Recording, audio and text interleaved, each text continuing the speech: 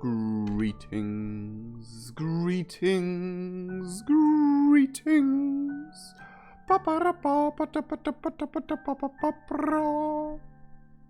Hello everyone, greetings everyone, and welcome everyone. I'm sorry that I'm late. I had a really bad night, I should say. I was entirely unable to sleep, and then at 1 p.m. Today I was like, okay, I'm gonna take a nap so I'm a little bit fresher for the stream. And I told my Alexa, no, 9, shush. I told her to set an alarm. To set an alarm for like 1.5 hours ago, and she never rang. And then I woke up and was like, it's getting dark outside already. What time is it? And she was like, oh, it's 17:30. I was like, why didn't you ring? And there was never a time, there was never a thing going on, never a alarm set. And I was like, well, yes, it was. Why was there never an alarm set? Like, I set an alarm, and then I woke up to it too late because I'm still sick and couldn't sleep. And now I'm here. Now I'm here finally, ready, and sorry that I am late because of a combination of unable to sleep, sickness, and my technical doodads and gizmos are not working to the capacity I want to, and at the moment I can't see. I can't open my eyes without it hurting for some reason.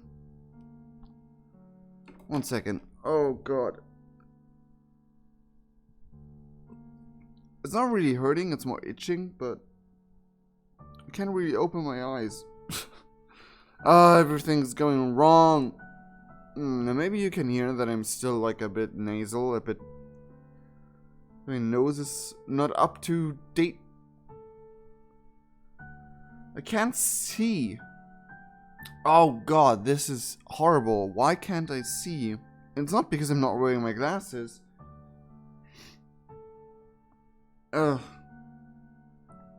It's like it's like having a very weak allergic reaction or something, and I don't know why, because I do not have allergies in that way.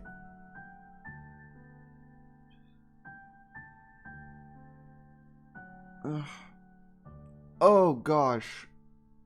I'm blind. Not really, but oof.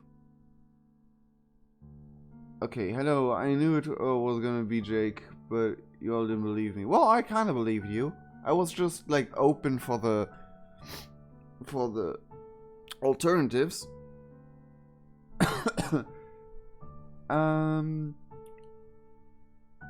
Stop feeling better? Yeah, I do feel better than I did the entire last week. Like, last week was horrible. And yeah, last week was horrible. I was unable to eat proper food. I was unable to talk, which is why I did the me being not able to talk and not able to record because I was just constantly coughing and sneezing, and I kinda sounded like this. So that's one of the reasons I did the videos I did, and I uploaded. I also uploaded like pre-recorded stuff. For the Boris and the Dark Survival video, I felt a little better, and I thought like, oh, I gotta feel better tomorrow, and then I went straight back into sick hell. Where's the lad? Oh, he's the lad, yes. Jake is the lad. Jake's the lad, and he's right there. I'm kinda happy now that I always like have this short moment of waiting to gather all of you viewers and people, because that means that I have a moment to actually fix my eyesight. I don't know what it is. I can't smell anything in the air or anything, so I don't think, like... Oh god. At least my nose is working okay-ish. Like, I'm not as good in smelling as I used to be, but I can still smell some things, like this orange peel from the orange I just ate. But, like, I just got worried for a second that there's, like, some kind of gas leak or whatever, and that is why my eyes are not wanting to work. But I think it's getting better now.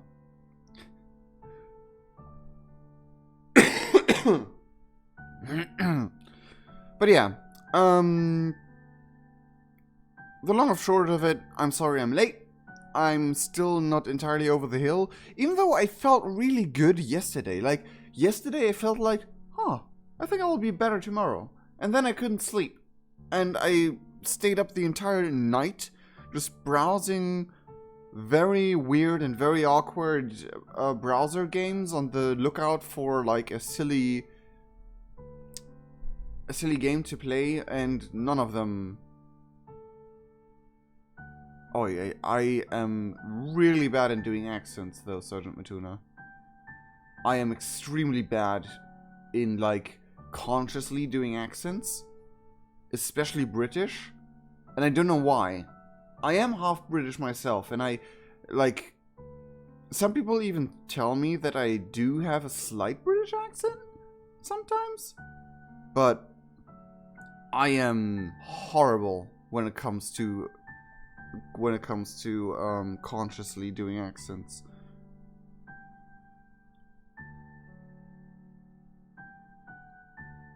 Hot shower, Vicks, I tried that. Maybe that's why I felt better and then worse again, because it was just a temporary after the shower thing. But, yeah. Either way, I only shower warm because my bathroom does not have heating. Like, we didn't have heating for a couple years in this house. Yes, a couple years, including the winters, and we just heated with Spartanic methods, with like using the oven and stuff like that, and using like the fireplace that is not up to code anymore because it's 100 years old, and then we finally got heating in this house, like proper heating. And it was weird. And then the landlord turned off that heating and turned on a different kind of heating. And now I don't have any heating in my bathroom. I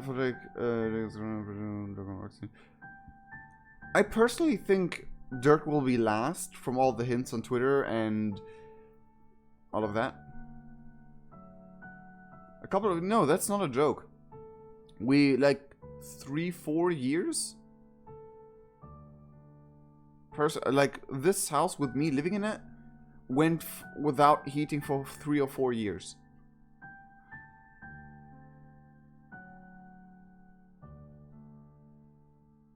They're going by introduction. Then I do not know who's next, because I messed up the order of who got introduced when. But yeah, either way, the 10 minutes introduction time are over, so, well, almost over.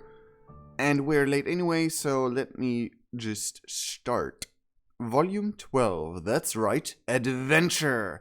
Like, Time for Adventure from Homestuck is one of my favorite music that was used in Homestuck, next to the obvious choices, like Megalovania, but,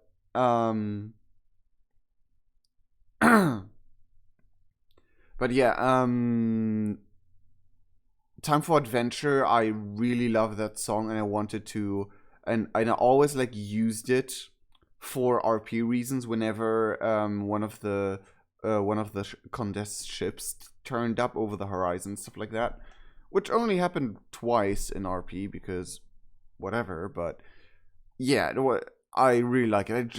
I just love the scene when Time for Adventure starts and you see the shadow of the ship. That's just, I love it. Either way, let's start volume 12. Oh, hi. Biclops? Wouldn't you call it Biclops? I don't know. Hi, Solix Lucis looking thing over there, anyway. Do we have any other secrets? Not really. All you wanted to what? Oh god, what? My brain was just lagging there. All you wanted to do was make a new friend. And now you're running like hell from a giant white creature with 2 heads, each sporting a single garish eye. Kind of like a Cyclops, except with 2 of the one-eyed faces. So you guess it's a duo Cyclops? Biclops. Oh. Maybe I'm getting allergic to my own tears. That would be horrible.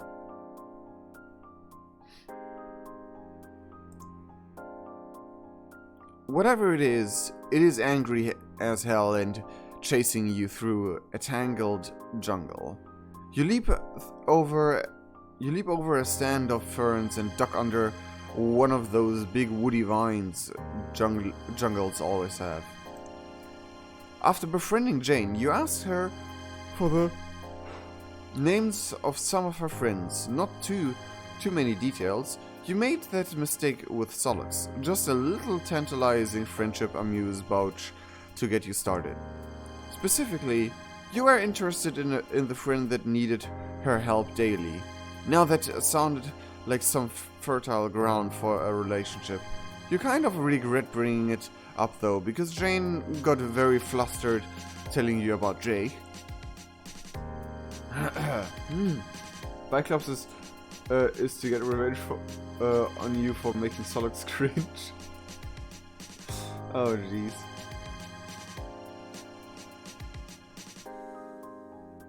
Love you and hate you. I currently don't remember how they sound. Damn. I know them, but like my brain just totally blanks in how they're sounding.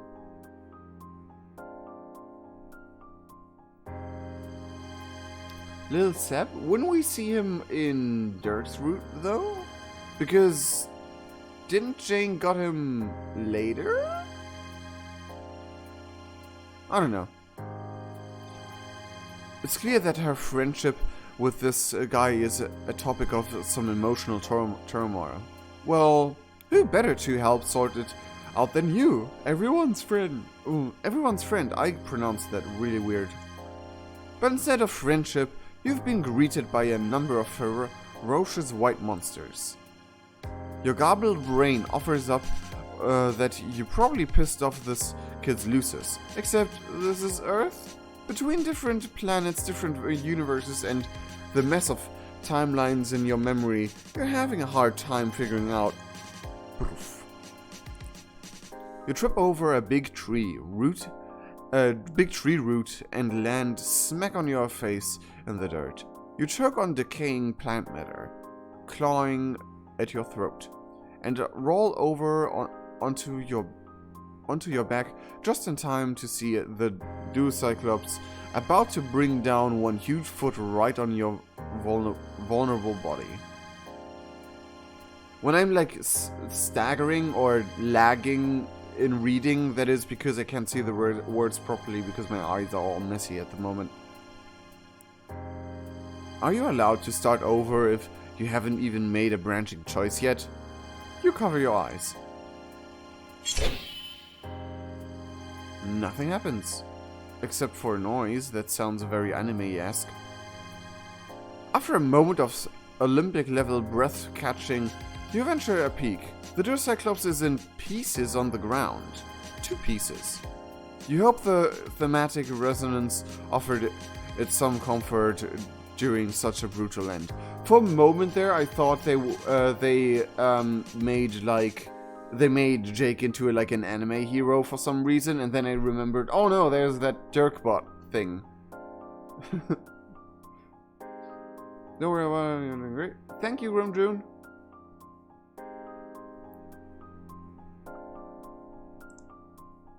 You scramble to your feet.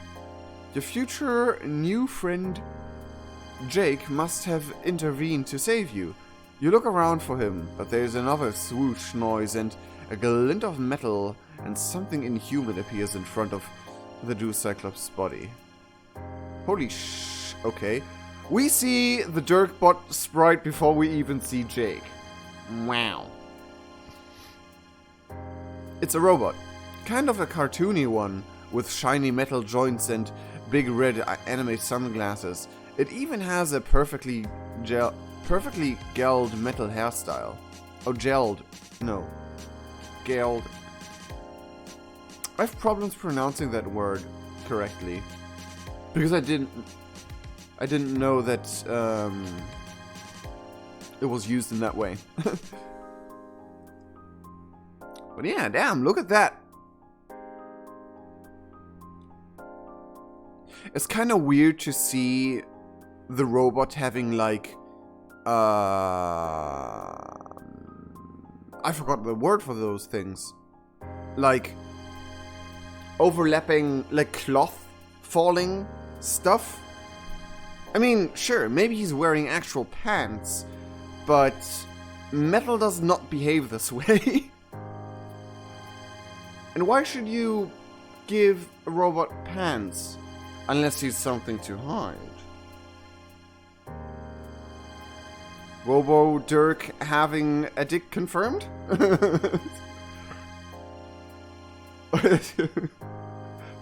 Drop crotch pants, he's a robot, yeah.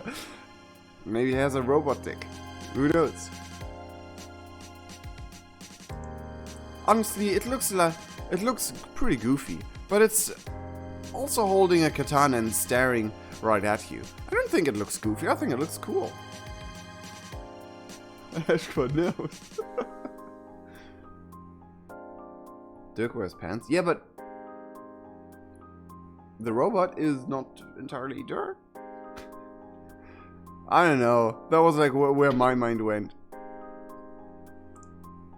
You think you saw something similar broken all over the floor of Axios' room.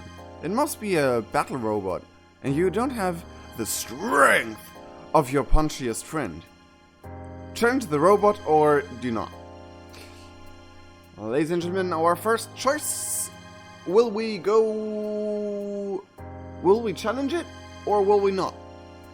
Keep in mind, personally, I would like to aim for the fail route first, so we get all the fails out of the way and the good ending as best for last.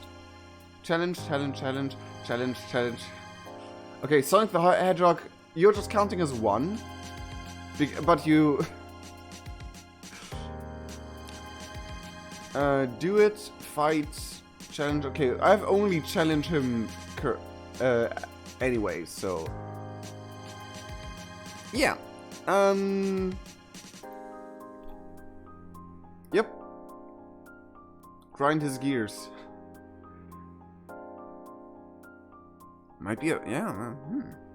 You know, I just recently, because of the video I made Monday, Sergeant Matuna commented something, and that led me to finally checking out Portal. I couldn't buy the game and play it for myself, sadly, but I watched playthroughs. Like, I watched like a story playthrough, and one thing of Portal, and one thing that I remember from that is know your paradoxes. And Homestuck's full of them, so... I can't get over the fact that the bot is wearing pants, yeah.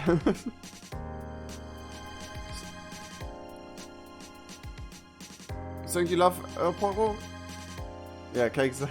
Yeah, I actually just recently checked it out, basically. Like, yesterday. Because, well, like, yesterday-ish when you count clock time. But, yeah. Well, let's just say I expected it to be a little bit different, but it was amazing. It was like a really well-made story for such a game. Like, it was just amazing. And I checked out Portal 2 as well yesterday, while I wasn't able to sleep. And it's like Portal 2 was just like, it is very rare that the second part like succeeds above the expectations of the first. And personally, from what I've seen, I think Portal 2 did the job well. Like, really freaking well. Either way, we can challenge the robot. With a yell, you charge forward, waving your arms intimidatingly.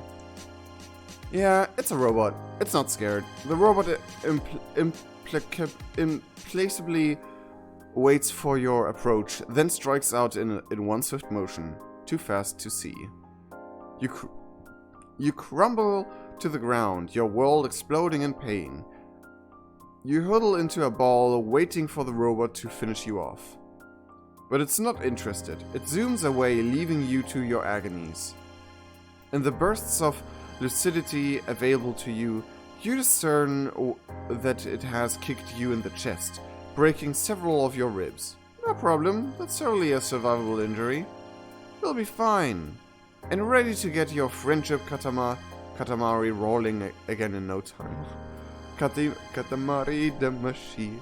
That game is so weird, I love it. You're just gonna lie here for a bit first, just to gather your strength. Just gonna lie here, too injured to run, surrounded by ferocious beasts, and leaking delicious aromatic blood. Just for a minute or two. I'll be fine. Monster bait.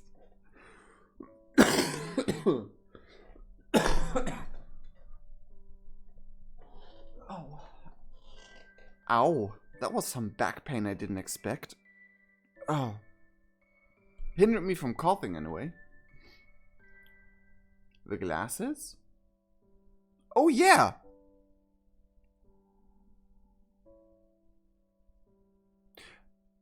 That kind of does remind me of Little Zeb, because it's so close to the ground. But I guess it's supposed to be Jerkbot. Like, I don't know why Little Zeb should be there. Unless we messed up the timeline so bad that Little Zeb is now timeline hopping agent of Ulti Dirk or whatever.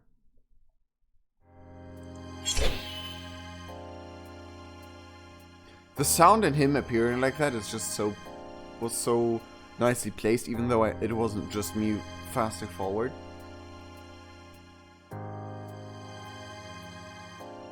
Yeah, bucket of milk. That was my point about that. You shouldn't be at Jane's when we arrive. I mean, yeah, that's what I figured. Okay, let's not challenge him. You default to your old standby, cowering. You shrink back, hands raised in the universal symbol for war now.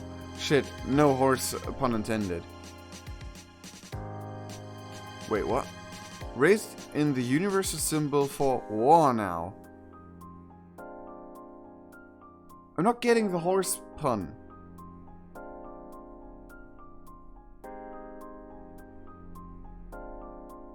For some reason, the thought of Equius and the presence of this robot are making your brain go right to horses.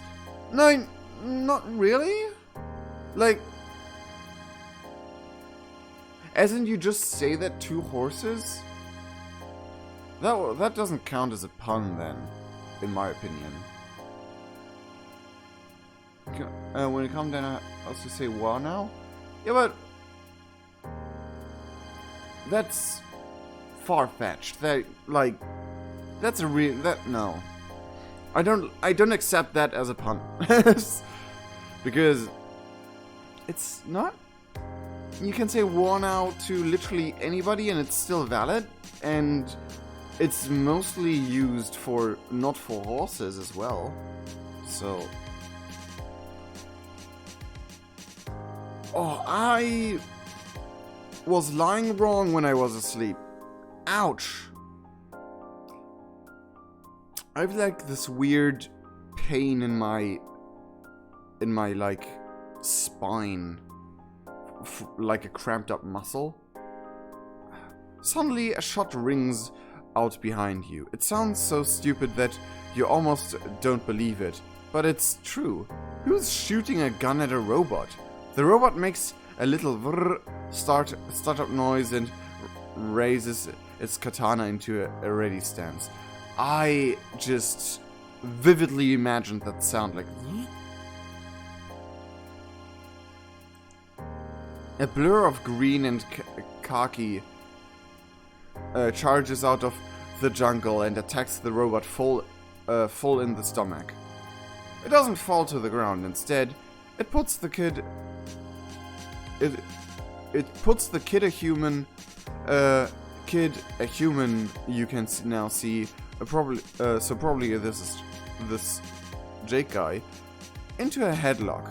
He struggles lashing at it with his elbows and kicking at its ankles. The roar proceeds to beat the kid up. There is no reason to describe it in detail. It's unpleasant to watch and makes you feel really bad. You didn't even know where there could be a polar opposite of Ekvius. But this kid is it. The robot is super effective against him. You have to stop it. But there's too much action for you to get close. Even if you could reach Jake, there's no way you could zap him out of here without bringing the battlebot with you. Except, things have been weird lately. The accepted rules of your power no longer seem to inviolable?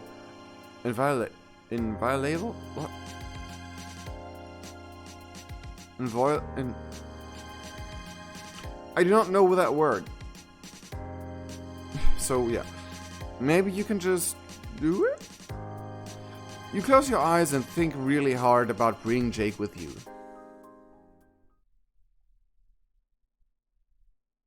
Sure. When you open your eyes, a young man stands in his bedroom. Wait, is it Jake's birthday? No. What? You shake your head in consternation anyway. You manage to bring Jake, and only Jake, into the house. He stands...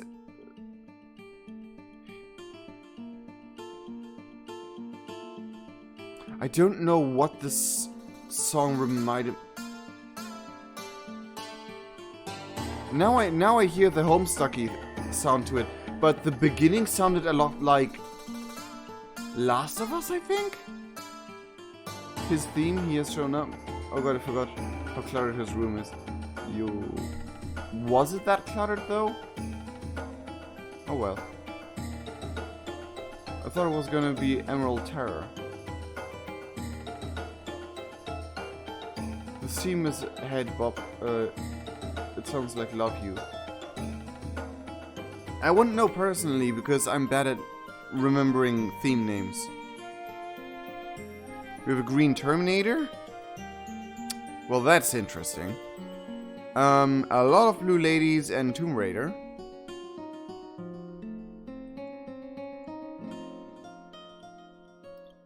Huh. He stands there clutching his side and panting, recovering from the robo beatdown. The guy's bedroom is so covered in movie posters, it's hard to even see the shape of the walls. The floor is littered with the weaponry. A lot of the kids you've met live like this, basically lounging around in piles of the detritus pertaining to their character-defining interests. I mean, why wouldn't you decorate your room with what defines you? I mean, I have a mouse pad with literally everything that interests me and defines my interest spectrum. Custom made. Anyway, it's clear to anyone who sees this room that he absolutely fucking loves movies and guns. You don't need to waste any time on exposition here. Well, a specific type of movie as well. I can't read what that is saying. It's something Rider. Stargate! Oh, I loved Stargate SGU. Not SGU, SG1. I mean, SGU was fine as well, but it was kind of weird. Oh, the sprite is cut off there.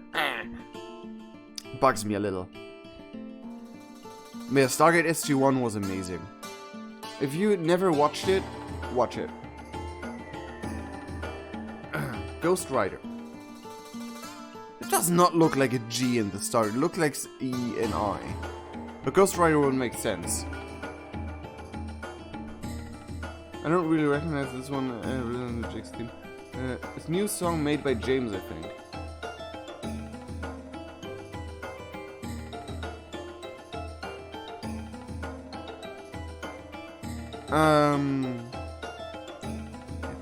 Jeez and Creasem.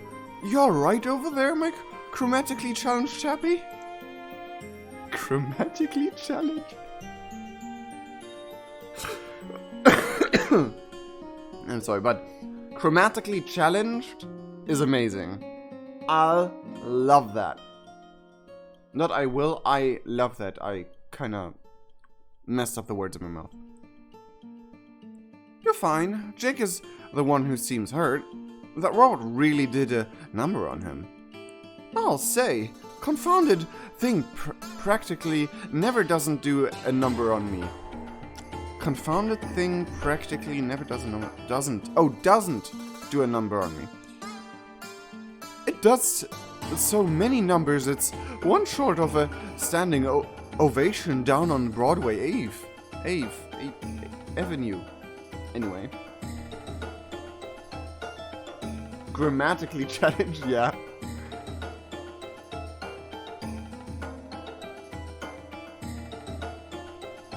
I'm just glad I could be there to help. You know, life is always just a smidgen easier with a bro's helping hand firmly placed on your behind. With a friend behind you is what I mean to say. With a friend behind you is what I mean to say. Sure. Jake doesn't really seem fazed by any of this. Not the alien monsters on his island, not your presence, and not his ungainly defeat at the hands of the anime robot. Not even by you teleporting him around. Well, sure, by my good buddy Jane told...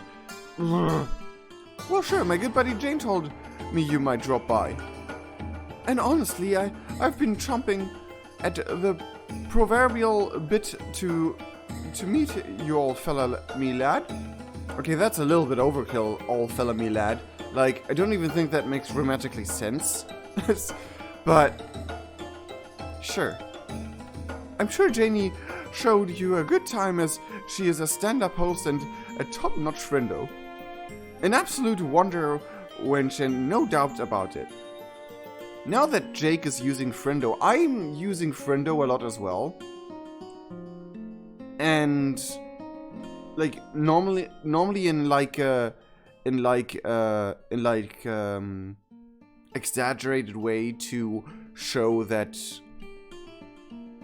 basically friends are awesome, and so whenever I talk to my friends about them being my friends, I call them friendo. And now, did Jake use it before me? Do I have it from Jake? I don't think so. I have it from other sources, but maybe I picked it up there as well. An absolute wonder wench, and no doubt about it. But gosh, I've just been so gung-ho to show a brand new personage around the old digs. Get it? I live in a ruined temple, so it's literally digs. nudges you with a meaningful elbow and gives you a hearty raising of the brows. Did he just say that out loud? Oh god, he did. Okay.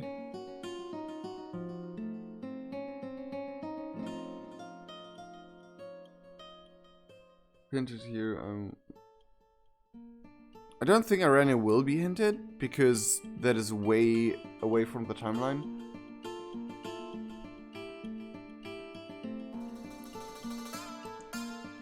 Well, here you are, ready to be shown around the ruined temple. Where to first? Oh, haha, let's not actually go there. You know I'm no stranger to danger, but... I love that sentence for some reason. But there's nothing like a man's familiar four walls to give him a feeling of peace and quietude. We'd better hide out for a bit, just a tactical withdrawal, whilst my robo-body and the usual monster menagerie are out and about. Right, the monsters.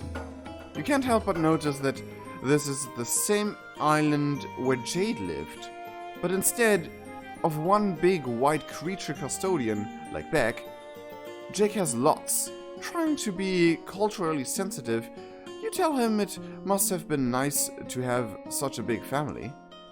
Jake looks perplexed. I reckon it must be nice. I can't say I've ever had one, though. Family is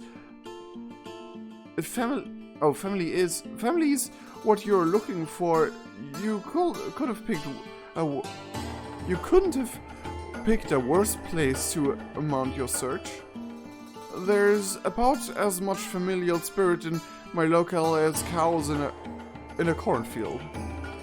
Which is to say, there's simply none to be seen.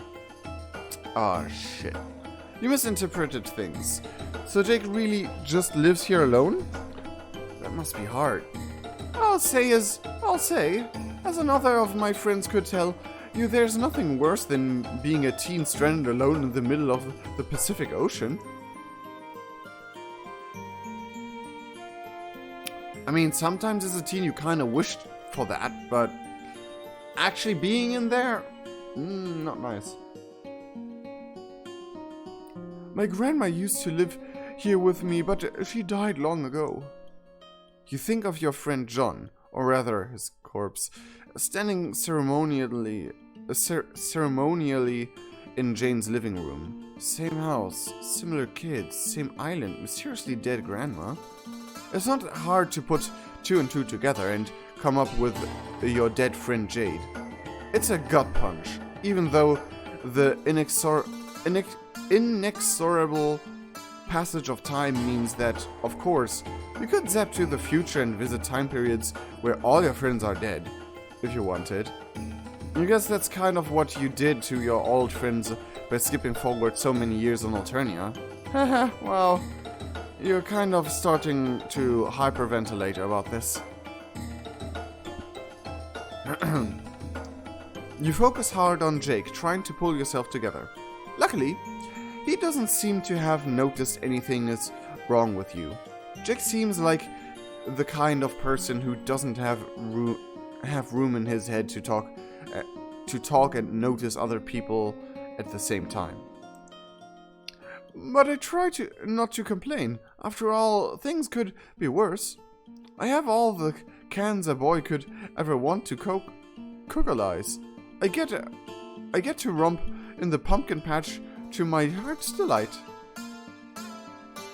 Well, to be fair about the last statement, he literally, grew up alone besides, briefly having Jade as a grandma, and Jade wasn't that social either. So, body reading and seeing, how people work and react and stuff is a really tough thing to do if you don't have any experience in it. So you can forgive that. No T-pose person wasn't into Teresa's route. What?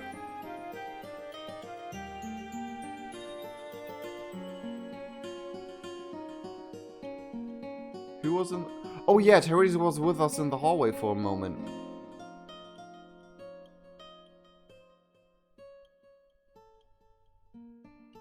We were with her in the hallway. We zapped her accidentally with us.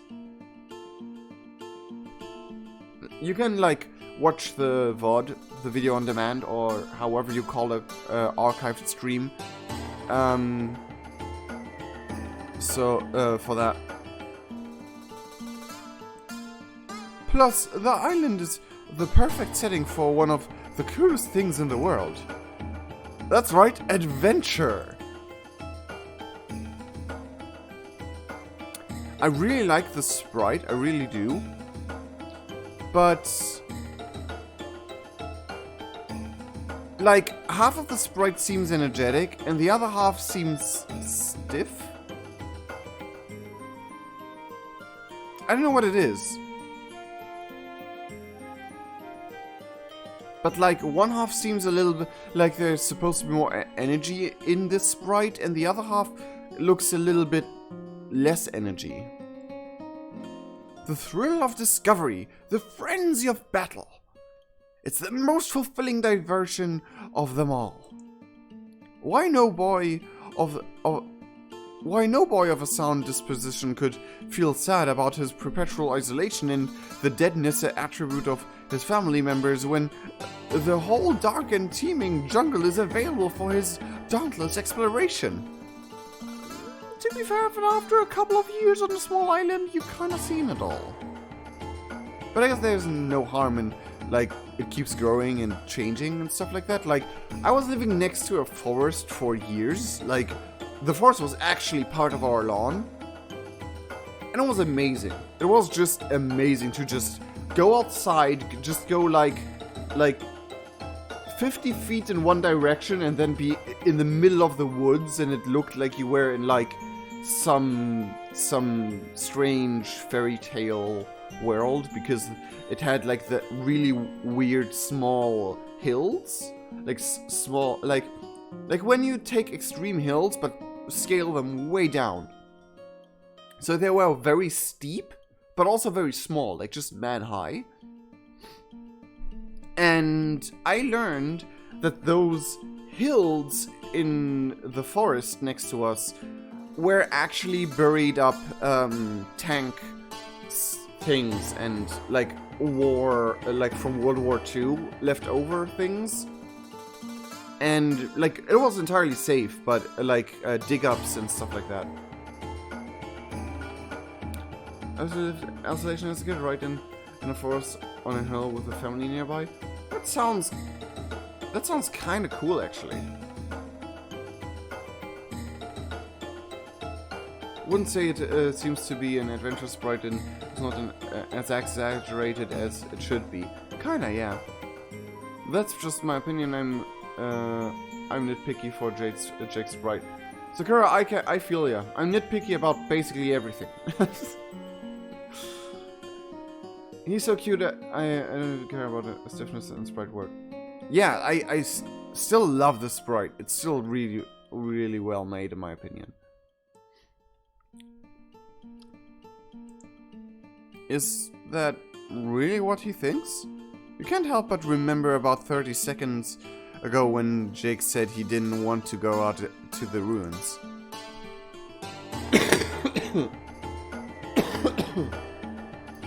I can't turn away more from my microphone while coughing because my back hurts so much. You're no problem, Sleuth, but Jake's room looks pretty lived in. Not to mention the quantity of movie consumption suggested by his decor. You want to respond when there's a horrendous clatter from down below. Jake freezes a small animal caught in headlights. You suspect the headlights are of the red anime's glasses variety. Was he that frightenedful before?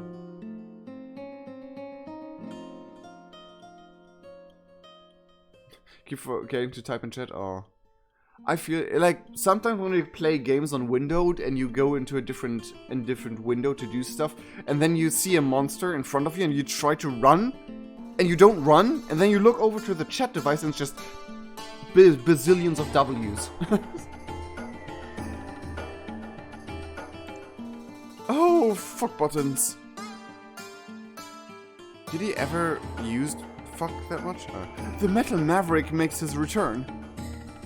Listen, you look like a ROM customer with Primo getaway sticks. Fleeing is probably our best option here. You don't get it. The last guy you knew who made a habit of consorting with battle bots always bested them handily. Why would Jake make something he couldn't beat? What? Jumping Josephat, I'm touched by your high opinion of my robotics know-how. No, I didn't make the robot. My best buddy did. He's a genuine whiz with tech of all kinds. And a real thoughtful guy, even though sometimes I wish he would apply some of that big brain box to helping me out just a touch more. He couldn't be here himself because of the physical limitations of time and space, so he sent the robot to train me. It's really nice if you think about it. I mean, at first I thought it was somewhat overbearing and unnecessary, but after Dirk explained it to me, I got that it was his way of being nice. This best friend sounds... Well, I mean, basically, apart from Jane, all of them live secluded alone in some way of what's the word? A world you kind of don't want to be in thing? I forgot the word for it. There's like a specific... dystopia, that's the word. They kind of live all in a somewhat dystopia, so when they have their nooks and crannies on their character, it's fine. It's totally okay. It's totally acceptable. Not everyone is as lucky as me to have 3 stalwart compadres to brighten their day when they live alone on a Murray Island. When you think about it, I'm just about the luckiest gent who ever was stranded in the Pacific with a passel of ferocious monsters and a killer robot. You guess someone could say that? If that someone was Jake. Another harsh sound from below reminds you of the urgency of the situation. You could easily teleport the two out of here, but, well... The creepy biotech chittering noise of drones still echoes in your memories. You've had some bad experiences trying to escape a killer robot with its eyes set on a friend. Yeah, the drones on Alternia, but... yeah. I don't know why my brain was questioning that. Like, I totally remember it, but... my brain is kind of like... for some reason.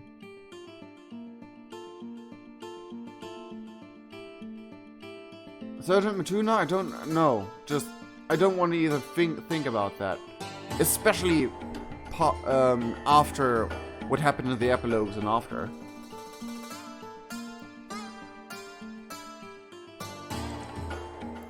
Escape via teleportation seems like a temporary solution at best. Sooner or later, Jake's probably going to have to face the robot. Is there some way the two of you acting together can take it down? Ark, you don't understand. It learns from your actions.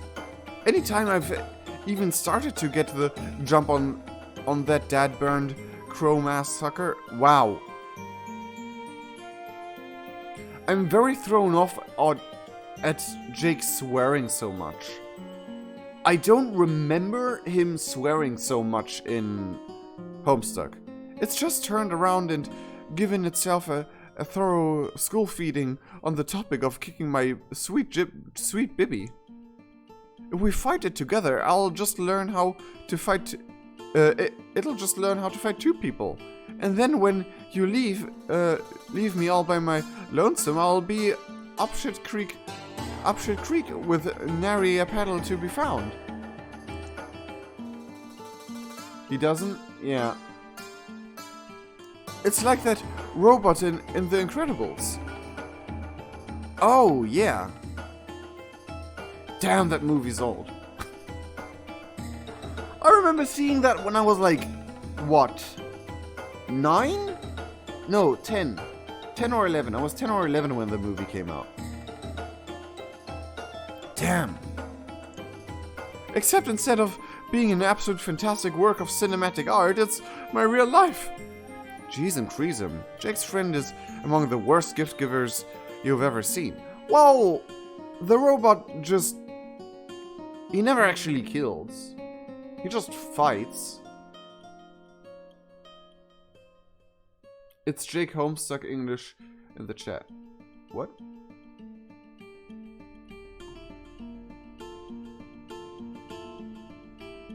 What? Okay, never mind. Jeez and Creasum. And then gets the Jesus beaten out of him.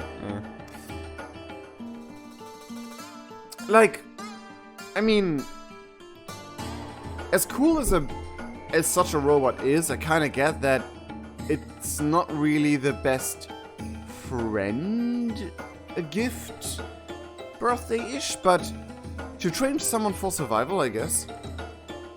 There's just one thing we can do if a hasty retreat isn't what tickles your biscuit.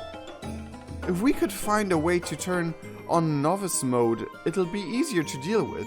I usually don't do it, but I'd hate to subject a guest to the violent vicissitude of a robotic rascal. I just can't remember how it's done. Ah, okay. So at least this friend included an easy mode. You were starting to think this guy was one of those gamers who thought easy modes cheapened the experience. Well, that would be stupid. Like, I have nothing against easy mode. I just don't like it when a game has like a certain level of like normal difficulty. And it makes the entire experience of the game way easier because some whiny people are complaining because they are too stupid to play the game. Like, for example, Dark Souls, it is what it is, and it should stay that way. They shouldn't like, easy it up a lot for whiny babies to play it. But at the same time, like, if you put an easy mode into a game from the get-go, that's totally fine as well. That's totally cool. Like, for example, Kingdom Hearts.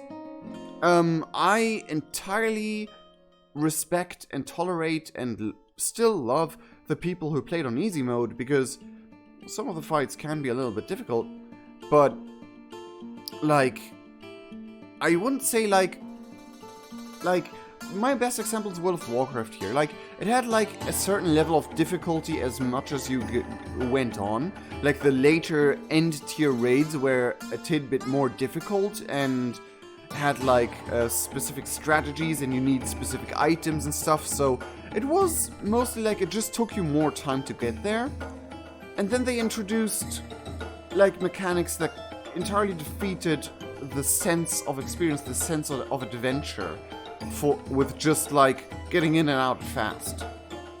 I mean, I get it. Some gamers don't have the 3-5 hours a day to play an entire big, huge dungeon and get the gear for it. But making literally every aspect of your game accessible for everyone, no matter the skill level, no matter anything, is kind of just like, well, yeah, then everyone who's actually invested in the game does not get anything more out of it than the casual players who just do it like once a week.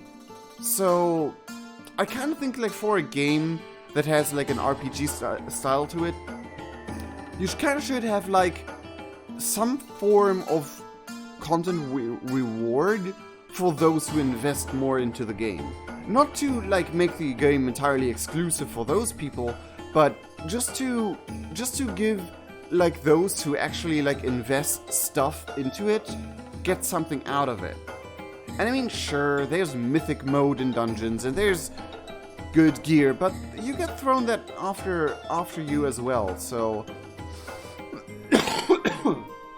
I mean, back in classic World of Warcraft days, the higher tier raids sometimes took an entire week because you just had like 1 or 2 hours a day to play, and then you just like had 2 hours to try those 2 bosses, and then the next day you did the other 2 bosses, and so on. And that was amazing. That gave like a real sense of adventure in some point. Like, it, for me, stuff like that, like taking a longer time to do something, unless you're just dying all over and over, just like extending the time you take for something enhances the experience for me. So rants about games for 10 minutes. No, I stop now. I'm gonna stop now. Okay, so at least... okay. But if he designed the thing with the Novus mode, maybe he can remind Jake how to trigger it. Well, I have to admit, you've really put your achromatic digit right on the crux of the matter there, amigo. Strider's a bang up bro, and I won't utter a word against him, but he doesn't really like to offer help. I imagine he'll think it's my fault for forgetting in the first place, and he probably won't want to give me the answer, because then I won't learn the lesson that I shouldn't be so forgetful. That does not sound like the Dirk I know, but okay. Ooh, wow, okay. You are starting to form some tentative opinions about this Strider guy. You're not realizing it, MSPA reader? Strider? The name does not ring a bell? Gotta be kidding me. That said, buddy-o, I think you've stumbled onto quite the slick solution to your woes. There's no shame in a brave adventurer asking for help when he's well and truly fucked. Maybe he can find someone willing to offer us their casa as a temporary abode. Sure, you could do that. Maybe Jake could message Jane.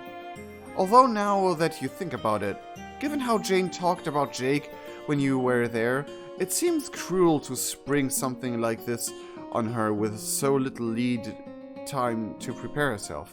We don't want to fluster her too badly.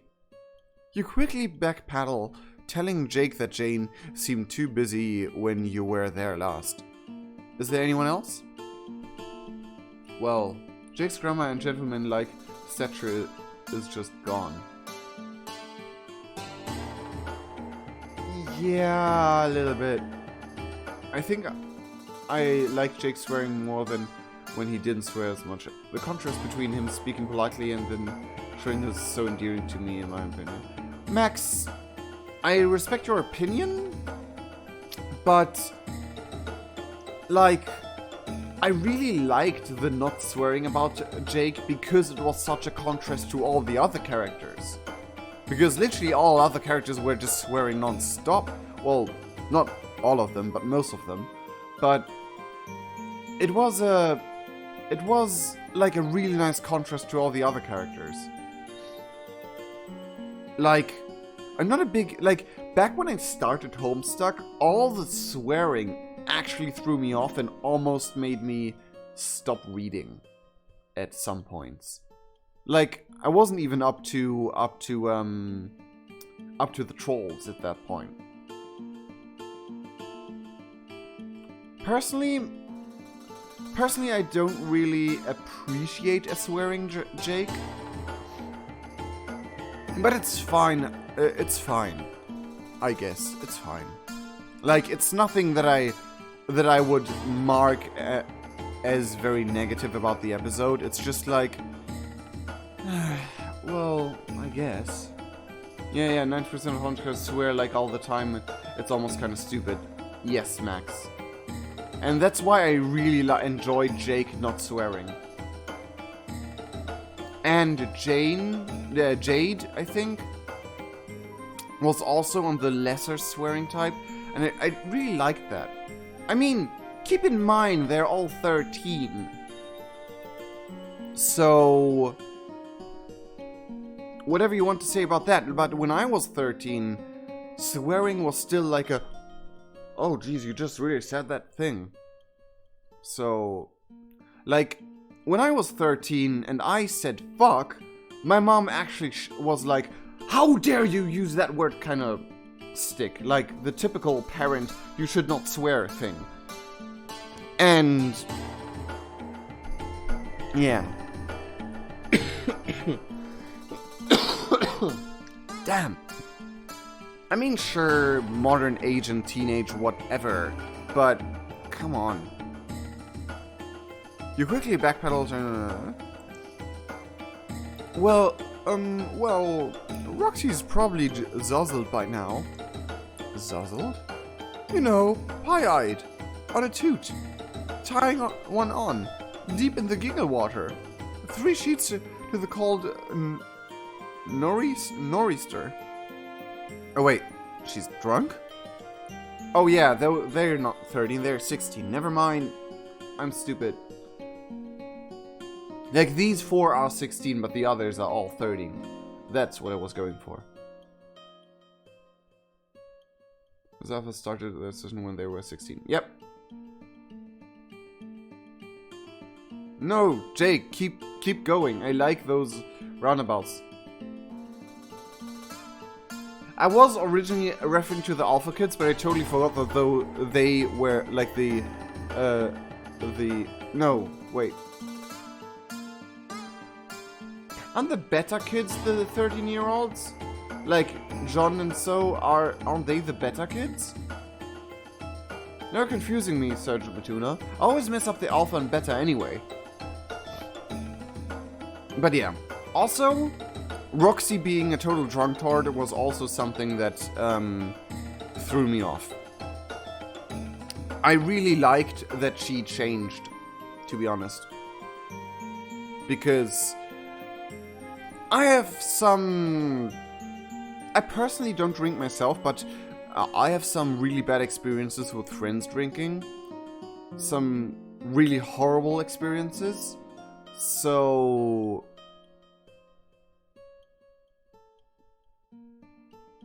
yeah. Okay, good. So, okay, thank you for clearing that up. Bingo was his name-o. That's not how you... okay, never mind. So this is a common thing. And she's Jake's age? You don't want to make any assumptions, but that sounds, well, concerning. Exactly. And also familiar. You remember what feels like a long time ago now, helping a girl symbolically trash her mother's liquor collection. Of course, alcoholism isn't that rare, but still you're starting to feel like there's something strange about all these convergent circumstances. Well, yeah, but alcoholism in that age is concerning at the very least.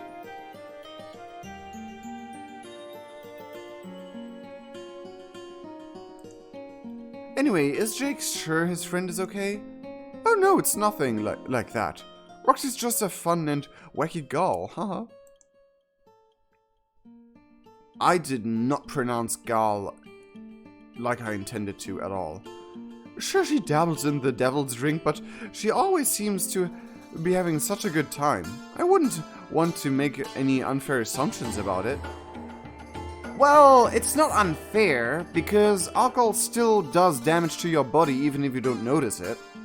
And even if you're having fun.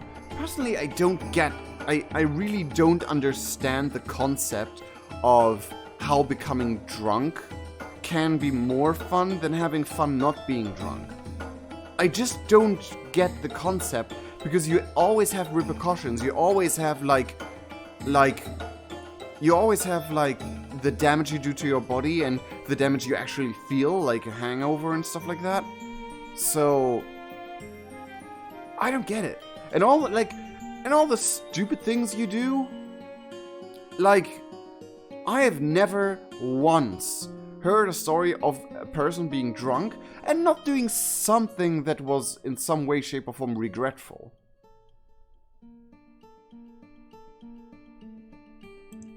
Somehow this fails to make you feel better. Exactly. I guess asking Strider for help is our only option. I just know he is going to be a complete pain in the keister about it. That is so not true. Dirk was such a helpful lad. Like, sure, he had a real weird way of being helpful because he is the way he is, but he was, like, there for his friends and never faulted them for doing something wrong. He always, like, looked to himself for the mistakes first.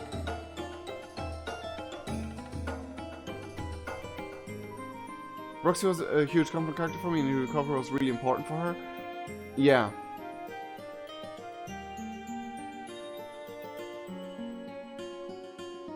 Also, Max, let's keep in mind that this is Jake's current interpretation of what Dirk is like. So maybe Dirk isn't actually that way, but the people are portraying Jake on thinking that Dirk is a pain in the butt. But maybe it's also just an entire shtick of post-Homestuck Dirk becoming a villain thing. I hope not. I really like Dirk, but we'll see. I'll have to butter him up like a morning muffin. Are you any good at manners of persuasion? Yikes. You don't want to understand where this kid is coming from, but you're reaching your limits here. Here, whatever. Is that really all the friendship Jake has? If so, that is bleak. There's clearly some kind of feelings-based train wreck on the horizon for him and Jane. His friend Roxy is obviously having a crisis that Jake pretends not to see. And his friendship with Strider has more red flags than the People's Republic of China. It really doesn't. No. Is this what Jake is willing to put up with just for companionship? He just pretends he doesn't see the huge issues in his friendships to keep the peace? Is this what it looks like when someone is so indiscriminately hungry for affection that they are willing to go along with anything to get it? Was there seen that? You've had about enough. You tell Jake you can't stand this anymore. This life that he has, it's not good. Not even close. He lost his family and he's scared to leave his house. His only company in real life is a robot that's programmed to hurt him. And he thinks it was a gift. He seems unwilling to face the glaring flaws in his closest relationships.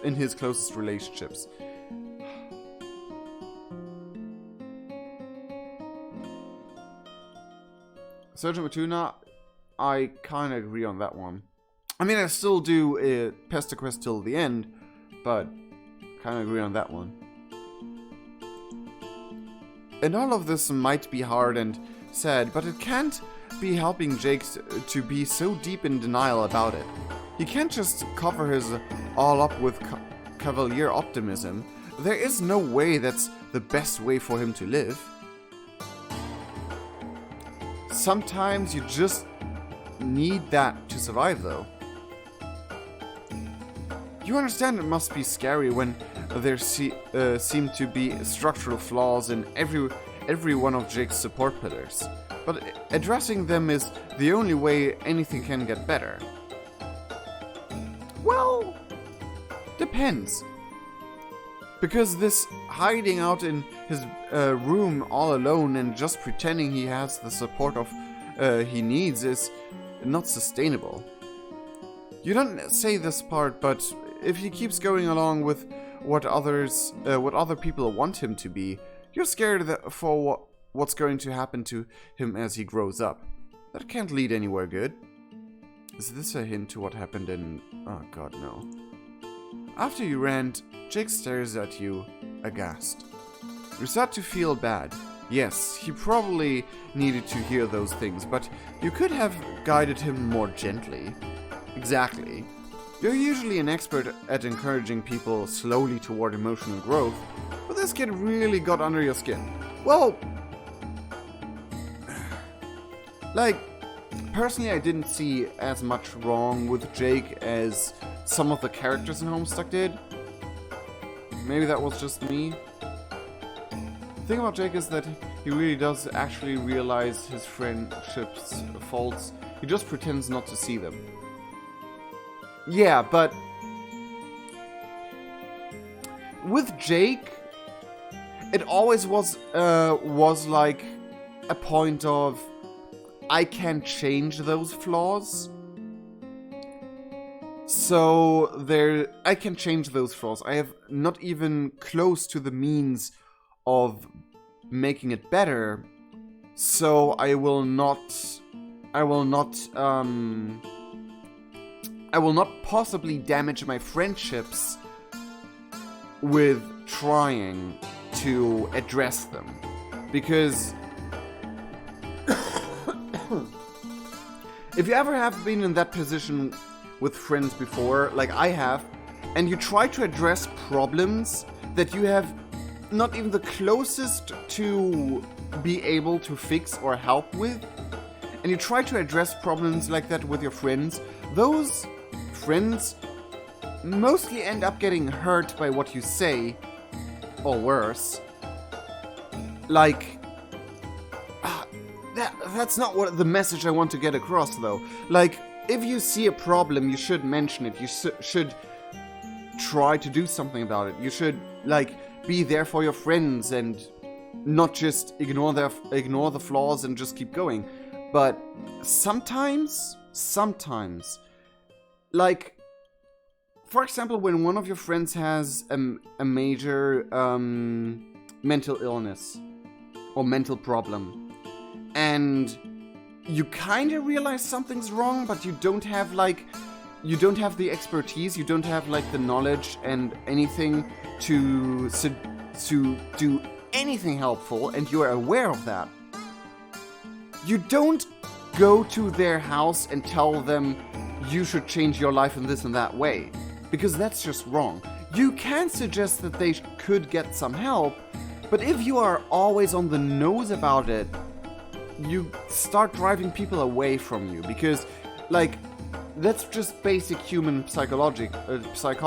If you just keep saying something's wrong with you, you need help, something's wrong with you, you need help, something's wrong with you, go see a professional, whatever. If you keep doing that without any sense of being able to actually support them in a good way, it ends up pushing them away.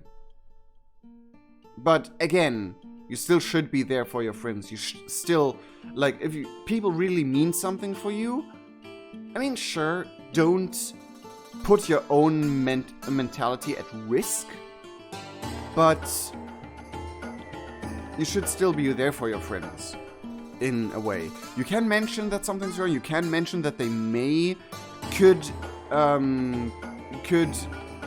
get a positive, something positive out of professional help, but don't be pushy about it.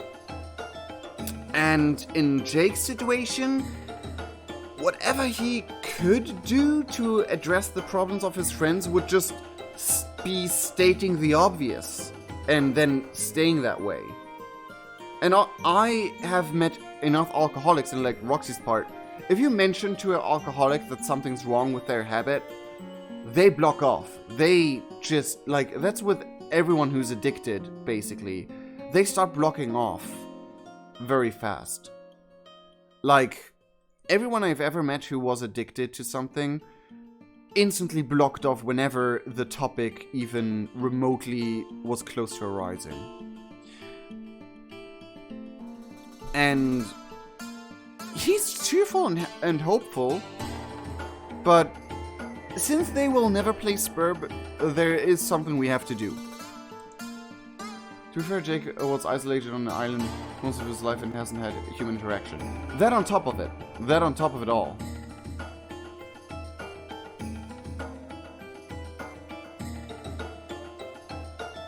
But then Jake's face crumbles. You're absolutely right. Oh? I am lying to myself. I manicure the image of myself as some brave adventurer, but I don't go out to the ruins unless I have to. I mean, to be exactly fair, I have like a saying about this. Like, I literally yesterday came up with that. Bravery is not the lack of fear, but the ability to assess and conquer it.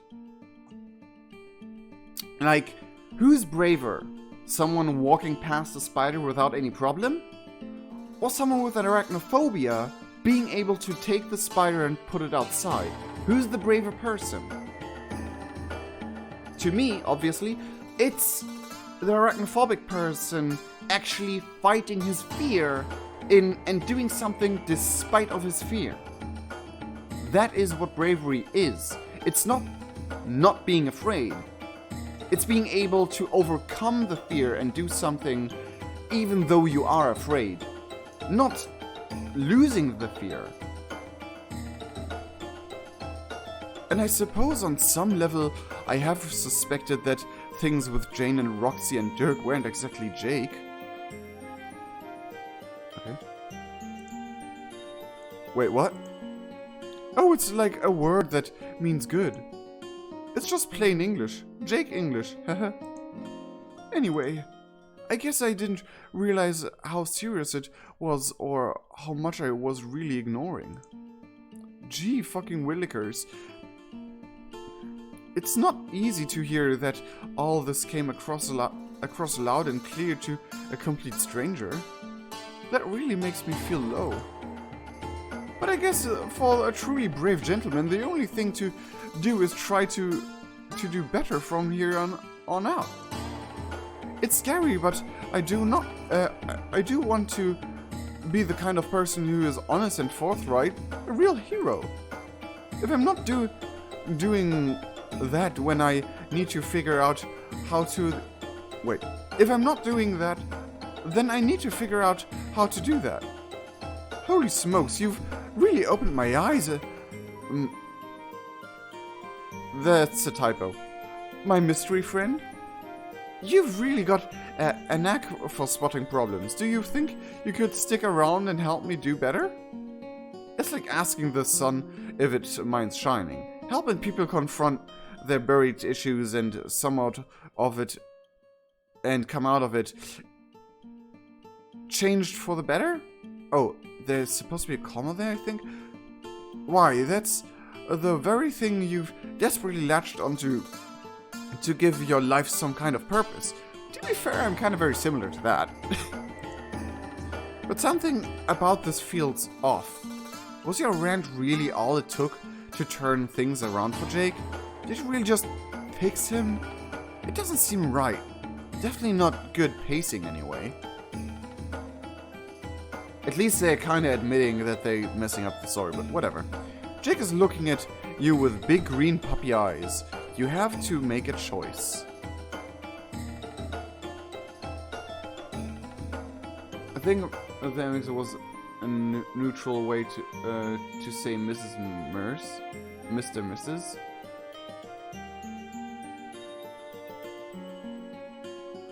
To be entirely honest, MX is totally new for me, and I just thought it was supposed to be my mysterious friend.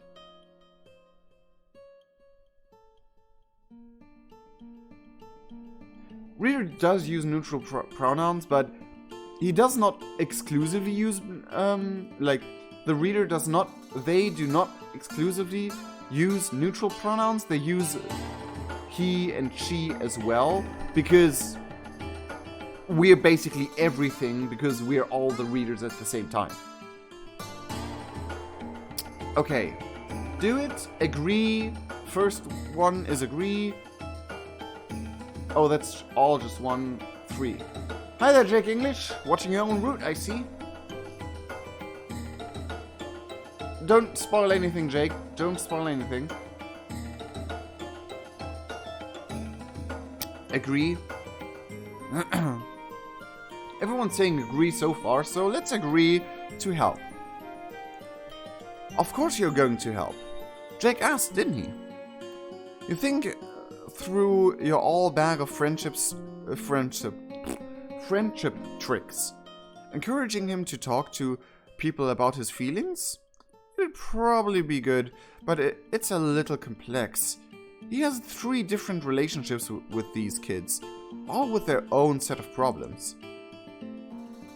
Oh, by the way, I just want to mention, I do not like disregard or ignore that all of these kids have problems and issues. John might be the one with the least amount, personally, because I just don't see any at the moment. And like some of the trolls were pretty balanced, I guess. But yeah, I do not like ignore or not see that all of these kids have problems and issues. That's not the case. It's just that I think Pesterquest likes to exaggerate how bad the characters have it at some points. Sure, I would never spoil important plot hole elements. Thank you, Jake English. I appreciate that very much. I even at one point started telling people whenever they spoil something to me, I will bite their feet. Just something random I said, and then it became a shtick. Until someone then actively spoiled me and was like, go for it. And I was like, damn it, I gotta keep to my word. Oh no. It was a very weird day. But in the end, we watched the movie together and enjoyed it, so it was all fine. And we're still kind of friends. We don't have much contact anymore because they moved far away, but still. It was a really weird day.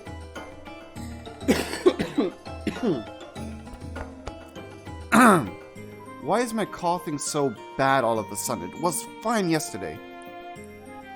And you're not convinced that Jake is really up for confrontation yet. I think the writers got Dirk and Hall mixed up. Hall was the one giving Jake and literally everyone a hard time when they wanted help, but Dirk would be so down to help in the moment's notice. That is good. That is very well possible, because at some points Hall poses as Dirk. So maybe it's even them thinking it's Hall is Dirk at some points. But yeah. Spoilers through a dangerous foe. Yeah, I hate spoilers. Either they got all mixed up, or Jake thinks that it was Dirk being mean to him, but in reality it was Hall pretty... Yeah. Yeah, I just said that and then I read it. I'm so stupid, sorry. Your best bet is probably forging unlikely connections through your powers of teleportation and friend matchmaking. You think proudly of the time you introduced Daria to Theseus.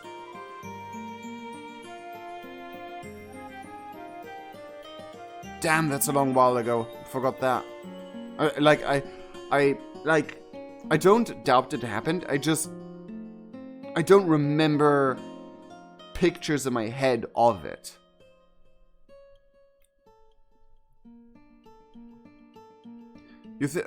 Someone who'd struggled with the questions Daria was facing, but found a more constructive solution.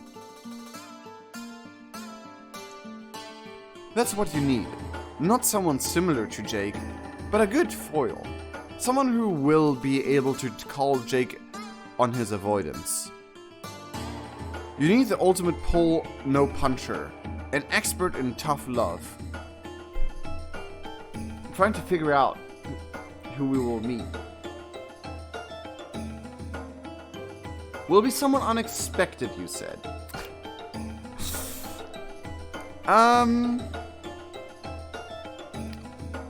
Like, the only unexpected people I can think of would be the trolls.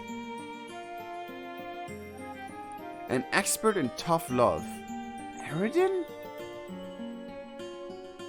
That would be really weird. Nepeta maybe, but we never like really experienced her tough love facet. Or Karkat, yeah. Even though if we get Karkat in here again, it's kind of like very Karkat biased becoming a little bit. Because we get Karkat into all of the humans' lives. Oh god. You need Vriska Circuit. How is she an expert in tough love?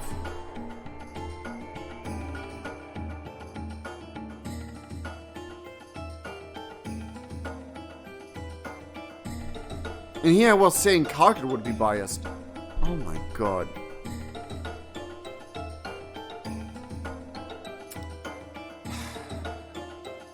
Seriously, only ever since Pesterquest made her root, I've become reacting like this about Vriska. Like, she kinda like, thanks to Pesterquest, the level of how much I like her decreased. As a character. I know that like the original Homestuck version didn't really change, or the thing I read back then or whatever, but it's not tough love, it's she's the one making the love tough. She had a heart broken 3 times?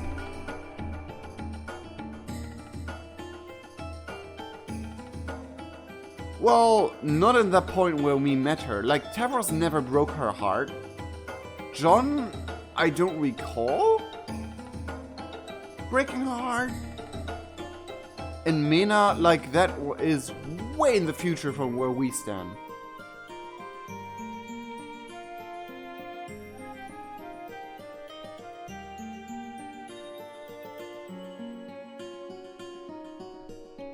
Like, as far as I remember, in Homestuck itself, Vriska was only once broken up with in a way that actually got to her, and that was when Mena decided to go with the other Vriska. And that was a Vriska who became a nice person.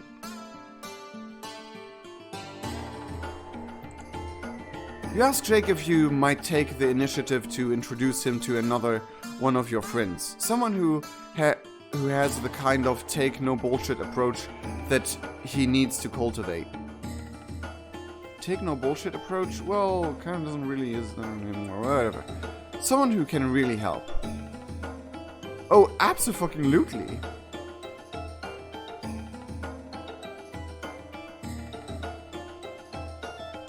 Vriska Terezi had a tough relationship? Yeah, well, kind of Vriska's fault though. Like, sure, they two kind of had like a whole gimmick about she's a bad guy and Terezi was all for justice, but besides that, it was kind of Vriska's fault. The tough part, at least from what I remember. Like, lead on, Buckaroo. You clap your hand metally on his shoulder and zap over to Vriska. You expect her to be in her hive, but when your field of vision clears, you're at the beach again. You've appeared a diplomatic distance away, not right up in her face. Vriska is walking down the beach, hands in her pockets, occasionally aiming a disaffected kick at a piece of trash. You call out to her and wave her over. Her face splits into a grin at the sight of you. It gives you a warm glow, like you've befriended someone's mean cat who never gets along with visitors. Maybe more like someone's mean mountain lion. Hey there. Hi, Vriska. What is she doing on this beach? I came along here looking for my stupid fish friends. Terezi and I need an explosive device for a thing, and and as much as I hate to admit it, Empora isn't bad at making them. But he's not even here. I can't even find him the one time I ever want to see him, ever. Figures my so-called friends leaving me to do all the work again. It's this kind of self-stalker energy that Jake could really learn from. Yeah, but throwing them two together in a box is really just a bad idea. Like, really just a bad idea. Let's give this boy to Vriska, who definitely made Tavros more confident. Exactly, Julia, exactly! We also have a tertiary relation with page players. Yep. No, let's not push another page onto Vriska. Same. Get her off my screen. Vriska Komada Sprite. No, please Vriska, no. Speaking of, you start to introduce your friends to each other. But when you turn to Jake, he's frozen. His face caught in an expression of shock and wonder. Maybe you should have mentioned your friend was an alien. You keep forgetting to mention things like that. As you look at him, Jake rallies, snapping to such a ramrod posture, you half expect him to salute. He opens his mouth to speak, then shuts it. You can talk to her, you prompt. It's okay. Yes, righto. Holy smokes, I'm ruffled as a baby's bonnet to meet you, Miss Vriska. I'm poised and trembling on the lip of your pit of knowledge, just ready to fall into the expected abyss. I'm happy to learn whatever you can teach me. Although I must say that when my Paul here intimated they had a friend who could help, I didn't expect you to be of such a blue and spidery persuasion. Of course! Why would anyone be anything else when they could be blue and spidery? Haha, you have a solid point there, my extraterrestrial associate. At least he, Jake instantly caught on that she's an alien. Unless MSP reader thought aloud again.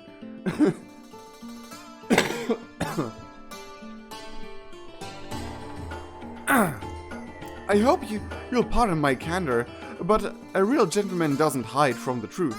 You may be the coolest girl I've ever seen in my entire life. Clear's throat nervously, hoping he didn't overstep.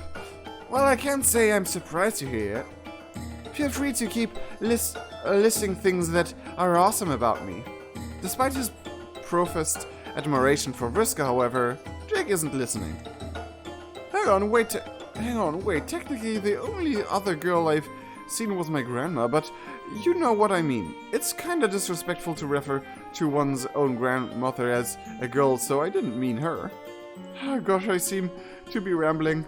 Well, I hope this is a radiant exemplar of the kind of being true to myself I hope to cultivate as a regular habit from here on out.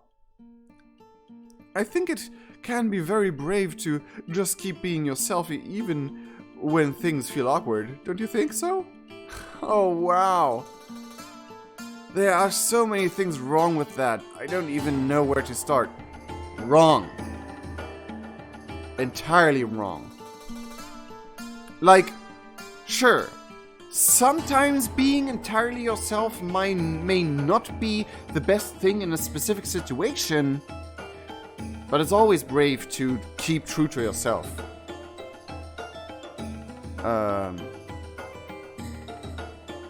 Oh god, my scroll wheel is all backwards. Like, down is up and up is down. Doggone it really? This is why I need your help, Miss Vriska. I didn't see anything wrong with any of that at all. I mean, in the original Homestuck, Vriska was always entirely herself, too. And if that's not the brave thing to do, Vriska, you kinda kicked your own... I wanted to say bucket, but that might be inappropriate. For trolls.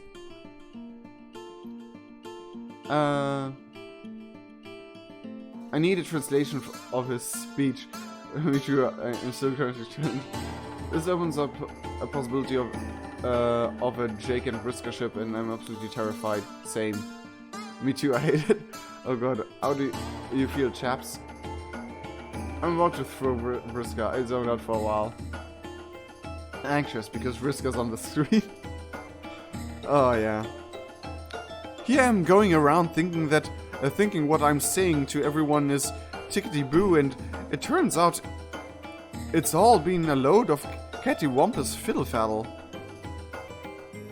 Some of these things sound more like someone really trying hard to sound somewhat English, but have no idea what English is about. But sometimes that was kinda Jake, I guess. But no, Jake, you were absolutely right. Vriska's just wrong.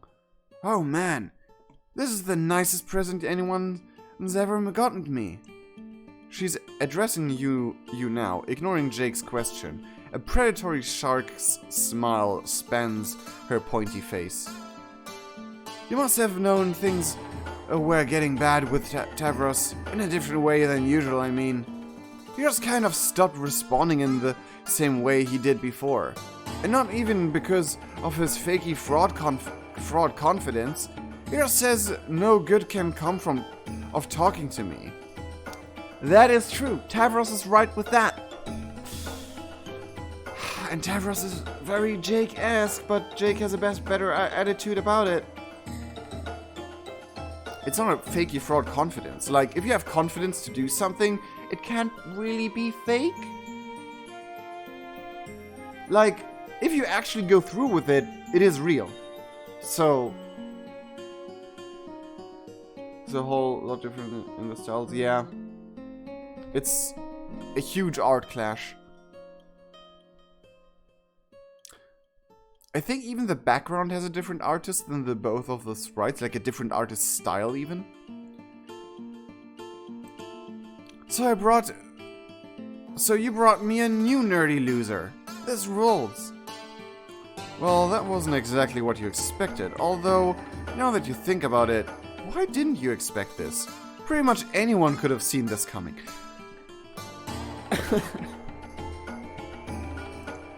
Hey! Except Jake, of course. I may have my little quirks and quibbles, but that doesn't mean I'm a loser. If you weren't a lady, I dare say such slanderous language would earn you a one-way ticket to Fistcuffs Island. Which, now that I think about, is more or less an appropriate moniker for my permanent residence. How do you like them Granny Smith apples? This is hilarious! I've never met anyone who makes me feel so good about myself. I'm so lucky to be cool. You're not. Excuse me, but I haven't heard hide nor hair of an apology yet, Miss Rude Alien Girl. At least, Jake is standing up for himself. But you get the feeling that this enthusiastic bravado wouldn't hold up if the issue was an interpersonal one with his friends. Yeah, because he kind of feels well about his friends and doesn't want to hurt them, so...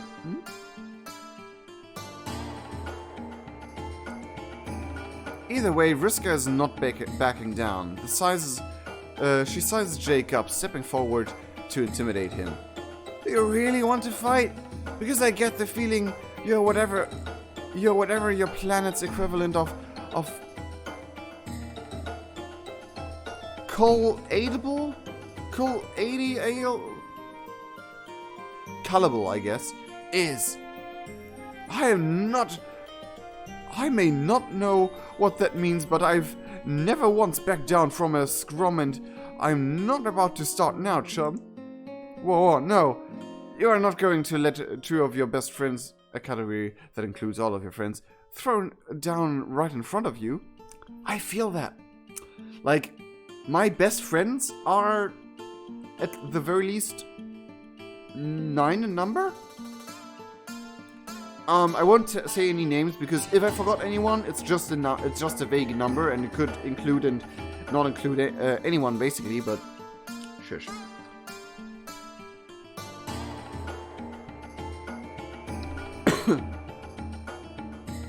I couldn't talk for a second because I had a cough crawling up my throat, and whenever I would have opened my mouth, I would just cough into the microphone. By the way, I have bought myself some new ice cream, so as soon as this is done, I'll give myself some ice cream. Is that a good idea when you're sick and coughing? I don't know. Maybe pudding. Pudding might be better because it's warmer. But yeah. Like, I love Jake standing up for himself. I love this specific roundabout about Jake at this moment. I don't know if that's canon. I'm not entirely sure if this is really canon, but I love it. But I love it. Jake shoots Vriska in the face. Yeah, just look. BAM! Oh, I would love to see that with this version of Vriska. Especially not after Vriska compared Jake to Tavros. Doesn't she remember the consequence of fighting Tavros? Doesn't she want things to go differently here? Well, she never really... I mean, verbally fought Tavros, I guess. Wait, what's that supposed to mean?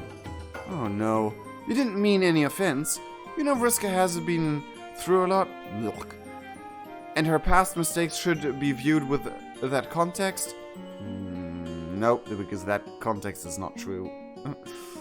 But you know Vriska didn't mean to hurt Tavros as much as she did, right? Vriska's no longer having fun. She's turned to you now, her mouth set into a line, fists clenching at her side. You remember how magical it seemed to have earned her friendship, and how easily Vriska can lash out when she thinks her friends have turned on her. You think you know what went down between me and Tavros? We kinda were there. Tavros was almost as pathetic as this guy. Personally, I would say he was more pathetic than Jake, but none of those are actually pathetic. But if you have to put it in those words, Tavros had more of that. I was trying to help him get stronger, in a weird and abusive way. But every time I did, he just folded like a loser. He barely even tried to fight back. He was too scared and wimpy. And everyone always gets mad at me for pushing him, but that's what our planet is going to do to him. If he doesn't get stronger, he'll die. Trying to protect him from danger now is just letting that happen later. I mean, kinda, like... Pesterquest version of Alternia, yes, definitely. Canon version of Alternia might be a different story a little bit, because trolls can still stick up for each other and help each other. But whatever. I would even say I'm the only one who's ever really cared about him. At least I tried to help him shape up. In a really mean and abusive way. Like, there are way other things to actually accomplish what you claim to, what your goal was. I'm sorry that I'm getting into a dialogue with Vriska here. Also, just look at Jake not being impressed at all. I think my camera got turned. Maybe my cat ran into it, or one of my cats ran into it. I have two cats, not one. Oh god, there's a lot of chat happening. That's not a good idea at all. I should eat warm foods while also staying warm. Okay, thanks Max. Some MSPA reader wanted to teach Jake tough love. Why? Yeah, because eating ice cream lowers your body temp, which makes you prone to being more sick. Ah, maybe that's why I'm more sick now, because I ate ice cream recently. I tried to make him strong by making him jump off a cliff and crippling him forever. Yeah, Sergeant Matuna, exactly. Like, she is the reason why he will die in the future. If he dies in the future. This future. Whatever. I see a parallel between Vriska and Tavros, Dirk and Jake. Dirk and Vriska are both trying to make Jake and Tavros stronger, respectively. But Vriska is way more abusive than Dirk in that sense. Like, Dirk is actually, at the very least, being nice in some way, shape, or form. Like, in his own way. Yeah, Wizard is the worst, obviously. It's not too far off, actually. That's why your body heats up when you're sick. Yeah, that's kind of true. But either way, I'll go for Puddin' then. Thank you, guys. I would even... Shape up. You almost forgot Jake is here. But at this, he makes an indignant noise and you turn to see that his anger and distress has ratcheted up several notches. Well, pardon me, Spider Smurfette, but it doesn't sound like you were much of a friend at all. Oh, God. You nudge Jake. Trying to let him know that Rissa can be a little scary and it might not be best to push her on this. But Jake isn't listening. No matter how much you might think you're doing this fellow a favor, from what you've said, he was really scared and sad. And I'm sorry, but that doesn't make someone stronger. It just makes them scared. Even if you think it's good for them, or even if he said it was what he wanted. Like maybe when he was talking about having a fighting partner that he really wanted was maybe what he really wanted was companionship due to being alone all of the time. And to be totally candid, it's hard to believe you didn't know that. Which means it really is more about what you want than what's best for him, even though you keep saying it's what's best for him, which makes it really hard to argue. Thank you, Jake. Yes, Spider Smurfette is also pretty great, but yes. Jake, give it to her. Anyway, if you ask me, you're a rotten friend, and I don't think I want you to be one of mine after all. Before Rissa can respond and almost inevitably make things worse, you cut her off. Enough is enough. You tell her you're sorry for making assumptions. You know that she was doing the best she could with the raw deal she was given in this culture. No, that's not true. You offer her a quick... look at what Kanaya did. And, make a mix between Kanaya and Tavros. Set up a training course for him. Make him go, help him go through it. The same way how you teach disabled people to walk again. Don't do everything for them, obviously, but, push them, but just the right amount. Just the right amount of pushing. Vriska, no! Stop excusing Vriska, MSBA reader. I know you are biased because you were written that way, but come on. You offer her a quick thank you for this hellish social interaction and ask for some time alone with your incipient friend here. Vriska still looks annoyed, and there is a moment where you're scared she won't let it go, but she does. Which is a character growth for her. Stepping back and rearranging her facial expression to apathy. You guess pushing it would mean admitting she cares about your opinion of her. Maybe. Maybe not character growth. Whatever. Talk to you later, nerds. After she leaves, you put a comforting hand on Jake's shoulder. That got pretty raw, huh? It kind of seemed like, in the end, he wasn't talking about Vriska at all. Like there was someone else he wanted to say all that stuff to. Huh? No, this has nothing to do with me. It was about some weird alien situation. I mean, yes, Dirk... I thought my facecam was frozen for a moment. Dirk is in a way better stake than Vriska. Way better.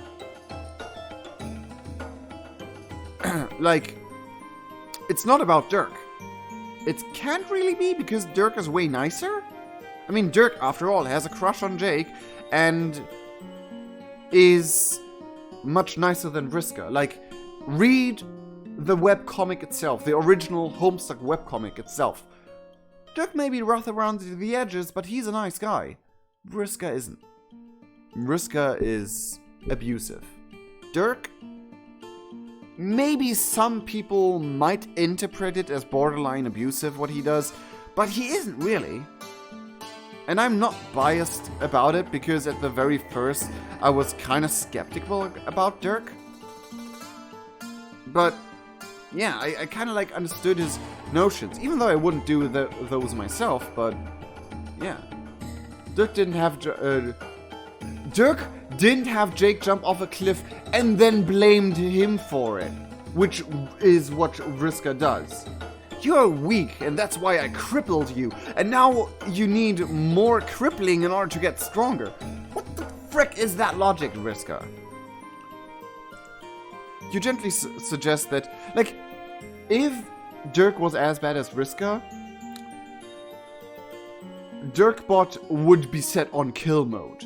He would not have the laws of robotics or whatever prevent him from harming Jake in a really bad way.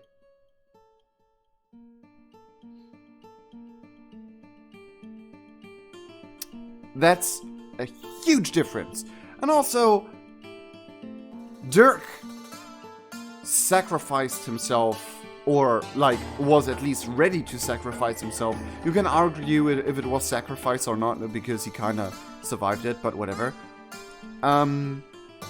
For Jake, which Vriska would never do. And that is one of my, like, that was always something I flawed about Vriska, that she, for the longest time, would not have sacrificed herself for anyone. She would have sacrificed her for the greater good of defeating Lord English, yes. Which is, at the end, what she did. But before that, before the retcon happened, she would have never sacrificed herself for anyone. At least not for any person. He sacrificed for all his friends when he decapitates himself? Yep. And he kind of did that multiple times, didn't he?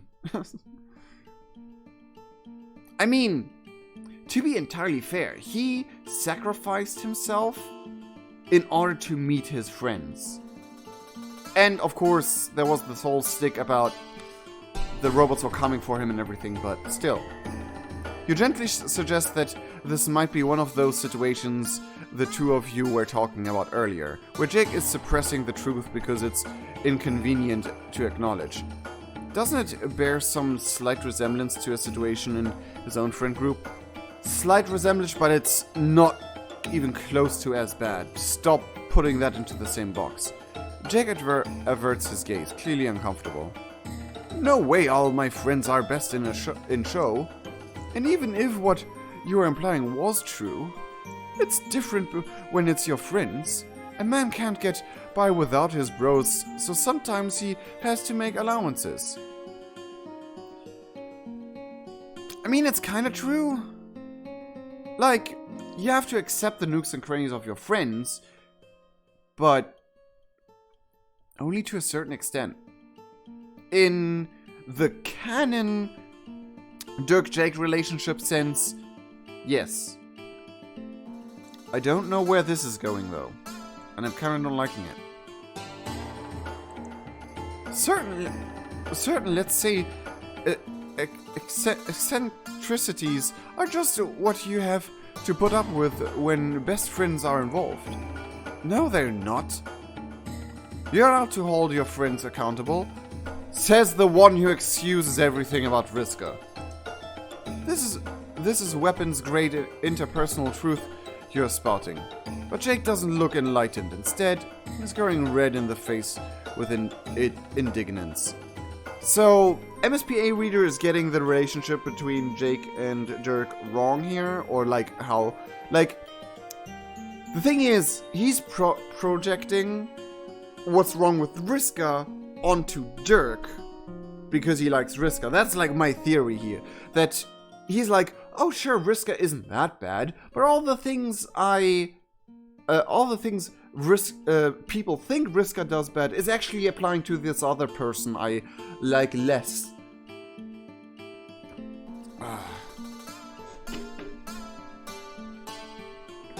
It's a well-known sexist strays are superior to circuits. Well, depends on your viewpoint, but kinda. In Pesterquest, definitely. I also, okay. Like, it always depends, but I would... Could you imagine a full-on fight? That gives me a... Well, I had this video idea earlier, but I wasn't able to do it. But now I have a capture card. Oh my god. People, after Pesterquest is done, a new Homestuck-related series entirely made by me may be in the coming. Maybe. It will be entirely fan bullshittery, but it could be awesome. Could be awesome. I already have it halfway set up as well, because I tried to do that once and then I didn't have a way to record it, so I kinda left it lying. So everyone who...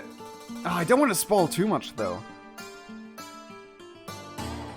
Let's just say I hope you'll enjoy it, because in my personal opinion, it could be very epic. Silly, but epic. Instead okay. What would you know about it anyway? Not to be rude, but it's a very personal situation between a fella and his buddies. I don't think I appreciate what you're implying. You don't want to get frustrated, but Jake did ask for your help.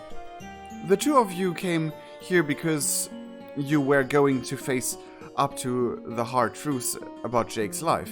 Doesn't Jake want to do that? Well, of course I do.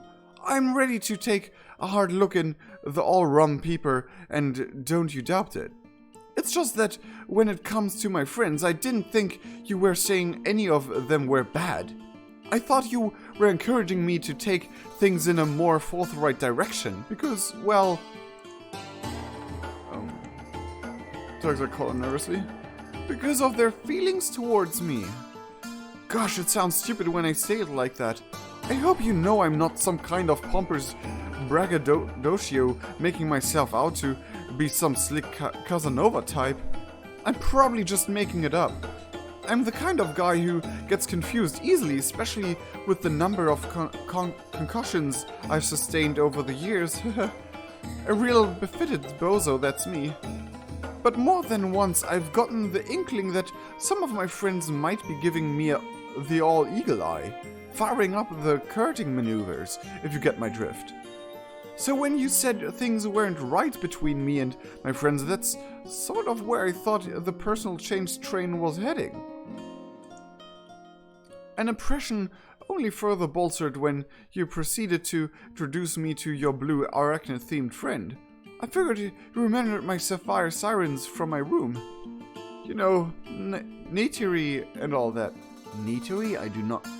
Neteri, was that the name of the girl from the Alien Avatar movie?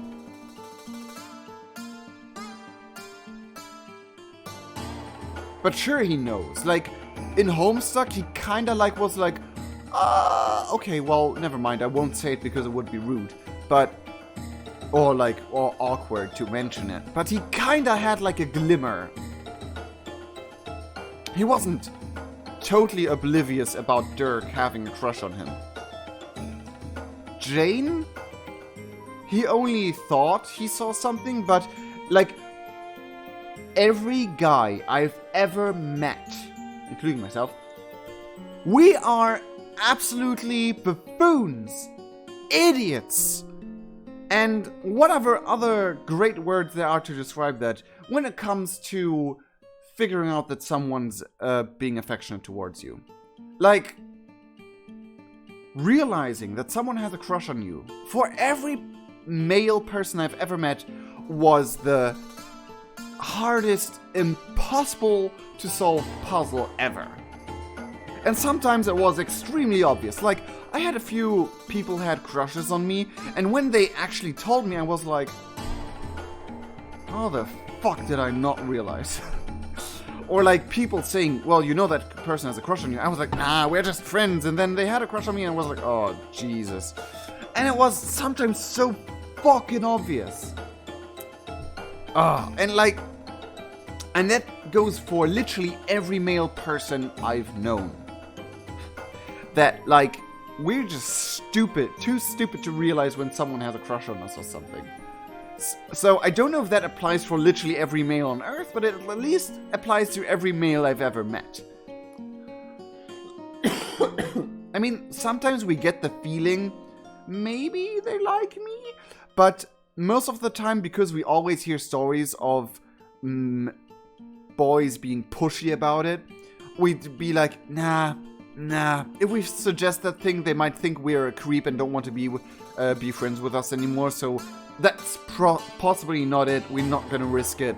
We're not gonna mention it. So, yeah. He liked Dirk because Dirk liked him, I believe. He also liked Dirk. They dated in their session for, like, I believe 6 months. Then they broke up during Trickster mode. They broke up during Trickster mode?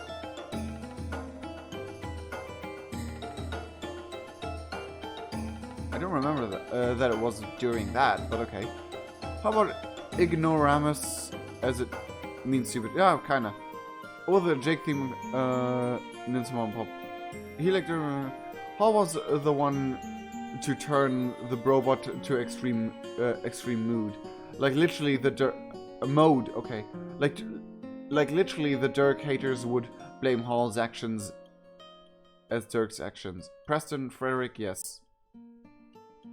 Dirk broke it up?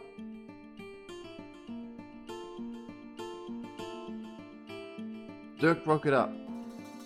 Kinda makes sense in my head, but I don't remember it going down that way. But either way, yeah. Then Trickster Dirk told Jake everything was over when Trickster Jake suggested they would all get married.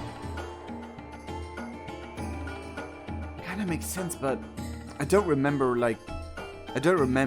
it vividly.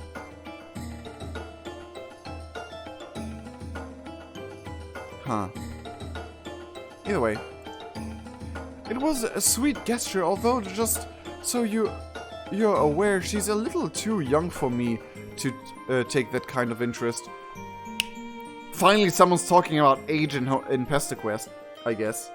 Because she is 13 and he's 16, so that's a little awkward. I appreciate the thought, though just some constructive criticism for the next time. Now you're tempted yourself to say aloud some kind of goofy RP action indicating your embarrassment. You don't, though, because it sounds stupid when Jake does that. Jake never did that in Homestuck, did he? Like, speaking aloud what he does? Or saying aloud what he does? Don't remember it anyway. I remember it being a thing with other characters, but not with him. Jeez, this is a mess. This kid has issues on issues. And when you think you've put your finger on one, it lies a way to reveal 3 more. You're playing personal growth of whack-a-mole over here, but you gamely draw yourself up and plunge onward, determined. Okay, you tell Jake, so if that's what he thought you were going to talk about, let's talk about it. How does it make him feel, thinking his friends are all attracted to him? What does he plan to do about it?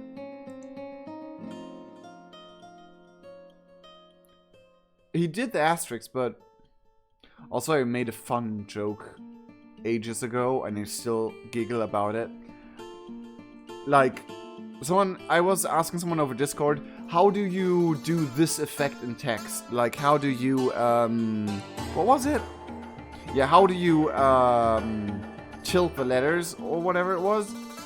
And the person replied to me, you put 3 asterisks into the message.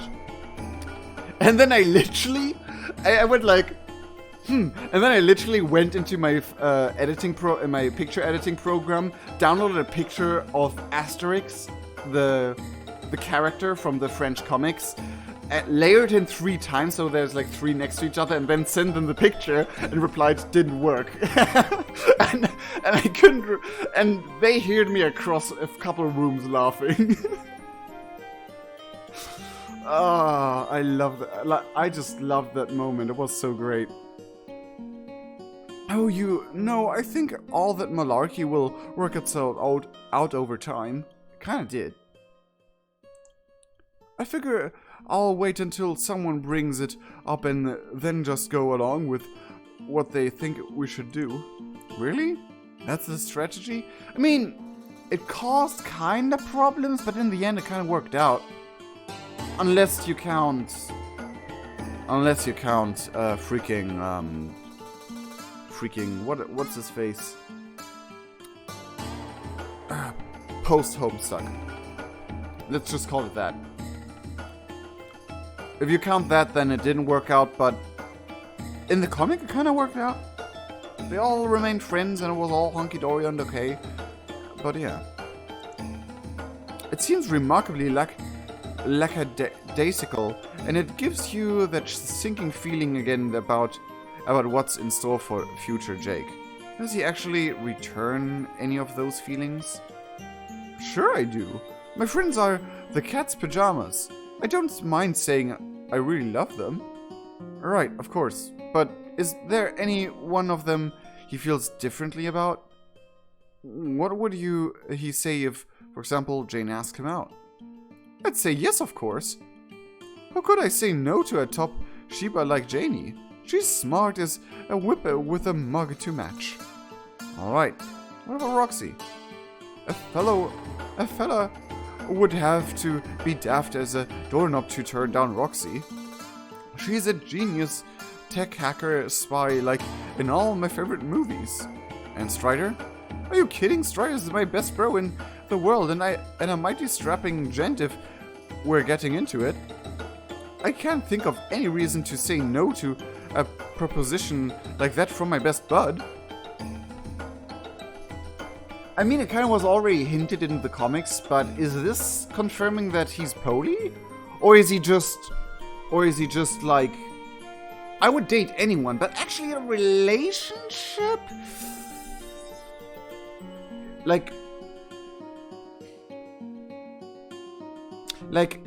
I always understood Jake, like, previously that way, that he would consider dating, but, like, dating in the common sense. Not dating in the modern sense, but dating in the common sense, where it's like, I don't know the base, I don't know what base is which, but not going above, like, a certain line with it, like, still keeping the friendship thing and not turning into friendship with benefits thing, but, like, just enjoying your time in a possibly romantic setting with your friends, which I can get behind. I personally wouldn't do it because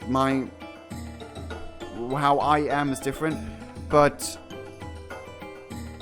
yeah, like being able to do that with a lot of people, just to like mess around and have fun, basically. But proper relationships were a different story. That's what I got. Unless Jake is actually poly, which I don't mind. Just from all I've heard and seen, and from all the psychological knowledge I've earned, poly relationships are harder to manage, or like not harder in a real sense. Like if everyone has the exact same feelings for each other and everything's fine, it's perfect. It's just as easy and easy. It's just as hard as a normal relationship. But there's always this thing that humans are not naturally poly. So many from how we grew and how we evolved culturally. So there's always like the nooks and crannies about one of them being jealous about the others and things getting out of hand. But if it actually works, it can be good. But I'm not against poly. I'm just aware that it can be more difficult. And, yeah. Fun fact, I was in a poly relationship for a short while once. It didn't end out good because one of them wasn't actually interested in a poly relationship. They were just interested in having some fun, and they kind of landed into it and were like, I go along with it, and then after a few time, I won't say the exact time, they were like, you know what, nah, I'm not into this. Which was sad, but understandable, but the reasons for that person were kind of wonky and iffy and kind of shot me off a little. I won't explain them here, but the reasoning, like the reasons they presented why it didn't work were some things they should have considered before, and other things that were just not good reasons from begin with. Are you kidding? Strides my best broken. The way Jake conceives of things is just far enough off from your own viewpoint. You can't help feeling like you're passing by each other without really connecting. For example, he doesn't have to have a reason to say no to a friend asking him out. It comes down to his feelings. Does he really have strong feelings for any of these people? Like, stronger feelings than he has for Nitri? Whoa, hey, now, that's not really fair. Nitri is the perfect woman. No, you insist. It is fair. If someone has feelings for him, he should not be with them unless he has stronger feelings for that real flesh and blood person than he does for a poster of Nitri. It's important. Yes, that is important. If you actually want to have a proper relationship with someone, you should have the exact same amount of feelings towards each other for said relationship. Ranking from everything from friendship over matespertism to even kismicitude. And I know many Homestuck fans tried kismicitudes and they never turned out to either be actual kismicitudes or turn out a good way. Because humans are mainly simply not made to have an actual kismicitude. That's just the biological and cultural thing we were made from. Genetical culture I'm speaking about, like evolutionary culture.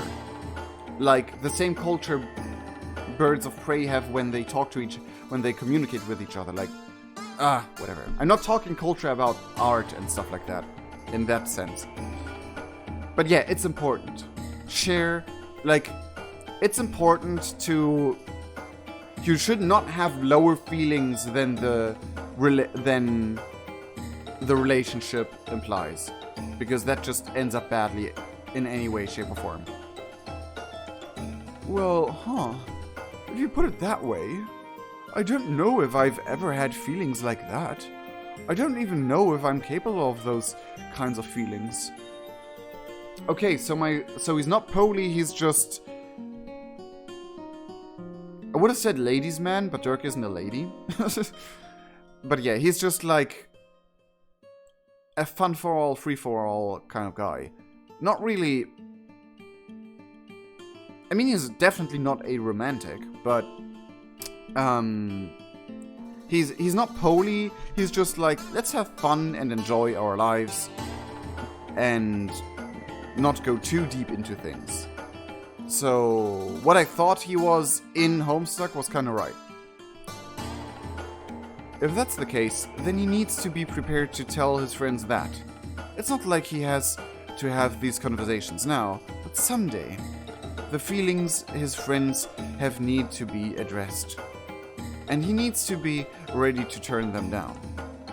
He needs to make these decisions. He can't just wait for things to resolve on their own and deal with the consequence later.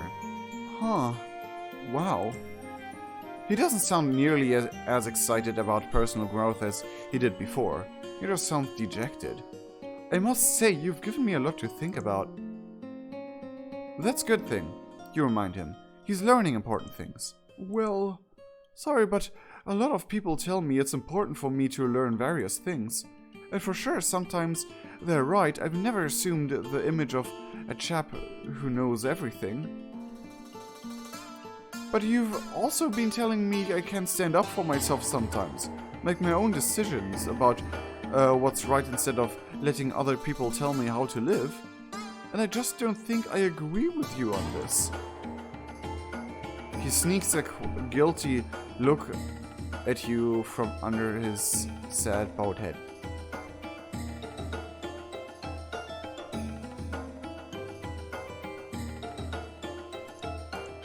Well,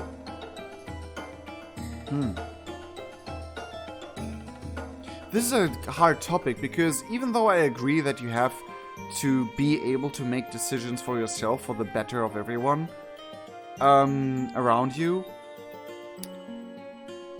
I am really complacent as well. Like, I am a person who avoids making decisions with and for or about other people as much as I can. Even if I still do it because I'm sometimes forced to. But yeah, I'm not a yay sayer. I'm not like a yes sayer. I'm not someone who always says yes. I always speak my mind. But like when my friends are up to something, there's like I'm always like, what do you want to do? What do you want to do? What do you want to watch? What do you want to do today? What are you up to? Like, I'm a people pleaser basically, but I'm not a yay sayer.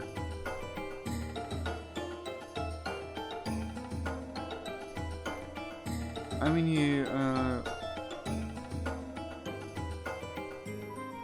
Ace Jake?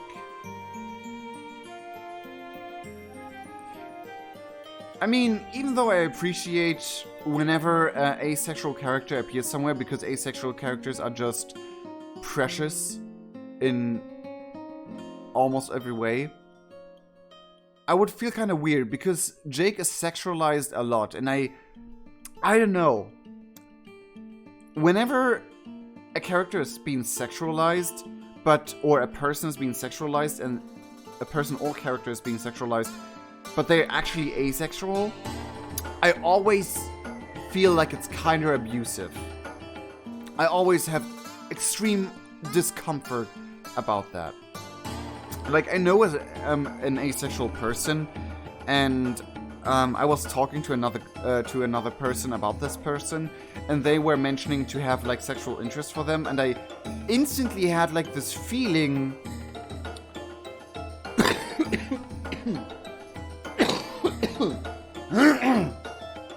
I instantly had this feeling of no, stay away from that person entirely. And from my experience and what I deciphered from talking to psychologists about that topic, yes, I know a lot of doctors and psychologists and talked a lot with those people. Get over it. I am very talkative, and you could send me in the street and I would find someone to talk to. Wherever. Even in the middle of nowhere.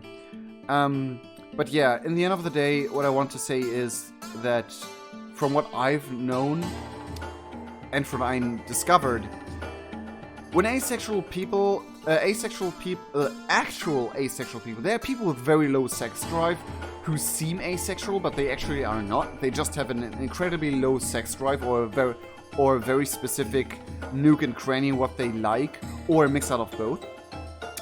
But they're not asexual. But actual asexual people have, like, whenever they get into sexual situations, it always ends bad for them, in a way that can be damaging. So, for example, if an asexual person is in a romantic relationship and their partner kind of pushes them to do, it can possibly have the same effect. I don't want to say it out loud, but it can have a similar traumatizing effect, like doing things without consent, if you know what I'm getting at. Like, I've met people who actually suffered that way from those situations because they were asexual. Or just in a hetero relationship, even though they were actually lesbian or homosexual in general, but yeah. He sneaks at, what I mean is, I like making my pals happy. Even if I'm not always sure about if I want the things they want, and I can't imagine the consequences could really be that bad. I think that in matters of the heart I'm fine just going with the flow. No offense, but the way you're advocating I go about it seems hard and sad. I don't want to hurt people. I really think it's best if I just sit back and see how things work out.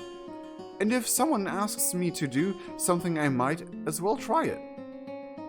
That's just the kind of adventure boy I am. You want to respect Jake's choices, but you can't help the exasperation rising up in you. Sure, he can decide how he wants to conduct his friendships, but the approach he's talking about is really unhealthy. No, it's not really unhealthy. It might not be the best approach in all situations, but it's not unhealthy. It definitely isn't. Like, sure, if you get pushed into things like Jake did in the epilogues, then it becomes unhealthy. But in a general sense, trying to make people, like being a people pleaser, as long as you're not an entire yes-sayer, it's not entirely unhealthy. It's not. It's just not. I've been leaving that and it's totally fine with me. I mean, sure, if you're entirely unable to say no, that is unhealthy. But, yeah. If he wants to do right by his friends, he has to be honest with them and with himself. Yeah, you have to be honest, that is true. But he is honest with himself. Like, he doesn't know. He doesn't know if he wants more from the relationships. He's unsure about it. He kind of doubts it, but he's unsure. He doesn't know. So trying it out can't hurt. Like, as long as you have boundaries and don't get over them. Otherwise, it's not fair to anyone. I see what you're saying, but if you want my 100% bona fide opinion, I don't think I can do that. I guess we have had different ideas about what we were getting into with this. He can do it though. All he has to do is try. Sure. Jake is shaking his head. I'm sorry, I know you were really trying to help. I'm sure you're an excellent compadre, just like Spider-Girl said, but this isn't working for me. Maybe you should just take me home now. I can figure out some way to deal with the robot. He's still well below the average Jake level of energy. You can see that you really affected him, but you're far from confident that your intervention is going to make any difference in the long run. Despite his seeming earnestness, you guess Jake wasn't as ready for change as he thought he was. Wait a fucking second. Is this a bad end? A horrible powerlessness threatens to overwhelm you all at once. It makes you furious. This isn't fair. Jake gave you a choice between two options. You chose to help him face his problems. You know that was the right choice.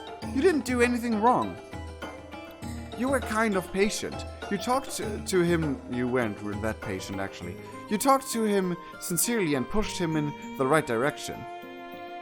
Kinda, but you pushed a little bit too far. You literally pushed him onto a different planet into Spider-Bitch's arms.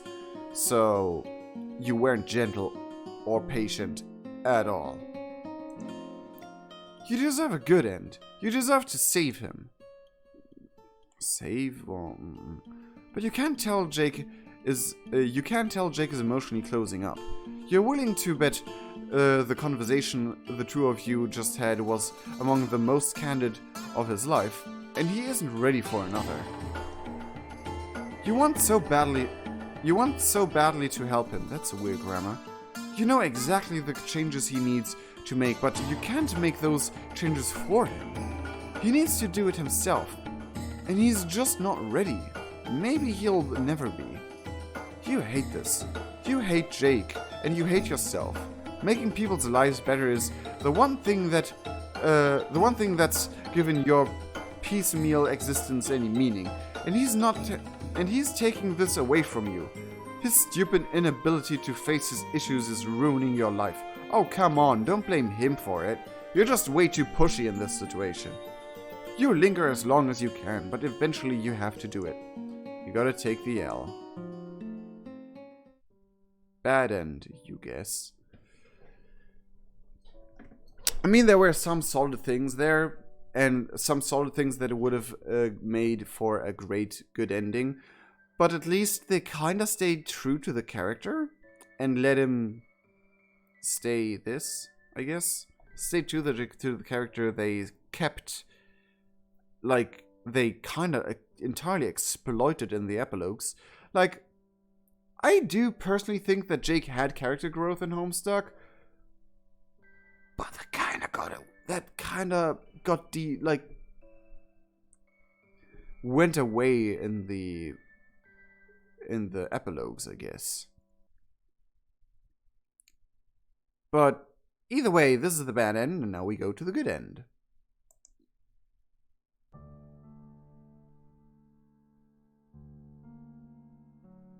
Rita turned Vriska. Not entirely Vriska. We didn't broke his legs. Or his spine. But yeah, Jake is amazing. I love him to bits. He's adorable, and I want him as my pal and friend and buddy.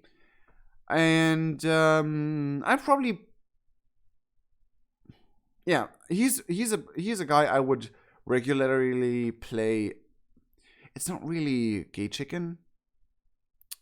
I don't like gay chicken sounds really bad, but it's not. I don't mean it in a bad way. Like just playfully flirting without meaning it serious.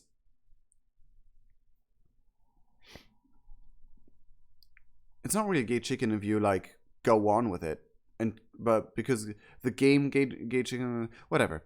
I don't like the phrasing of that for some reason. I don't know. Like ever since I've learned that the word gay is used in a negative manner, I always felt really awkward and uneasy to use that word, even if it's in a jokey and the entire LGBTQ culture uses that word all over the place and all of that, and the word itself actually means happy. It just has a bad aftertaste.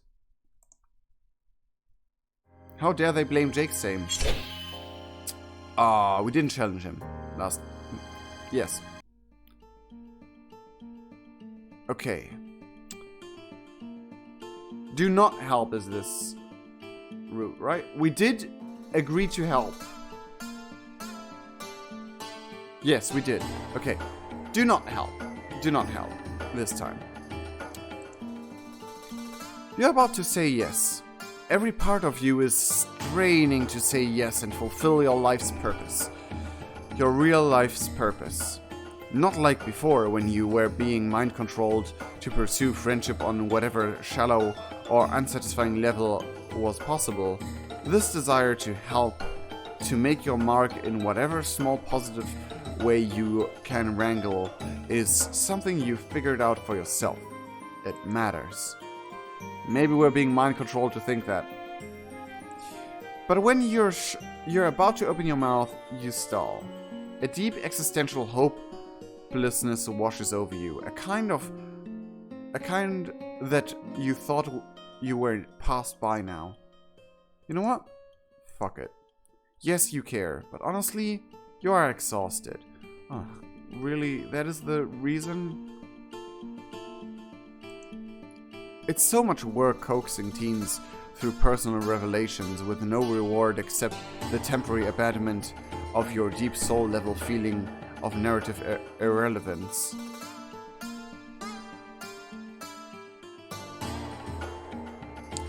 If you want a reward out of helping people, you're doing it for the wrong reasons. You need a break. Why not give yourself a freebie? You tell Jake that you don't think he needs your help. It's enough for for right now that he's realized there's a problem. There's no need to swallow down all your personal growth pills at once. That's kind of true. Jake looks objectively relieved. If I can't shoot straight from the hip, that's exactly what I was hoping you'd say. I think I've done enough already, too. Phew, this has been a great talk.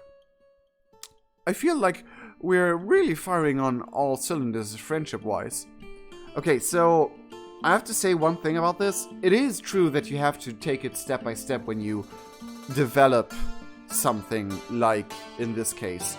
So, yeah, that's a good way to do it. Like, trying to accomplish everything at once just exhausts you and frustrates you and actually keeps you from accomplishing the goal. Because at the end, there's only a limited amount of progress you can make in a certain amount of time. Personally and in games. Unless you have a fast forward button like I do.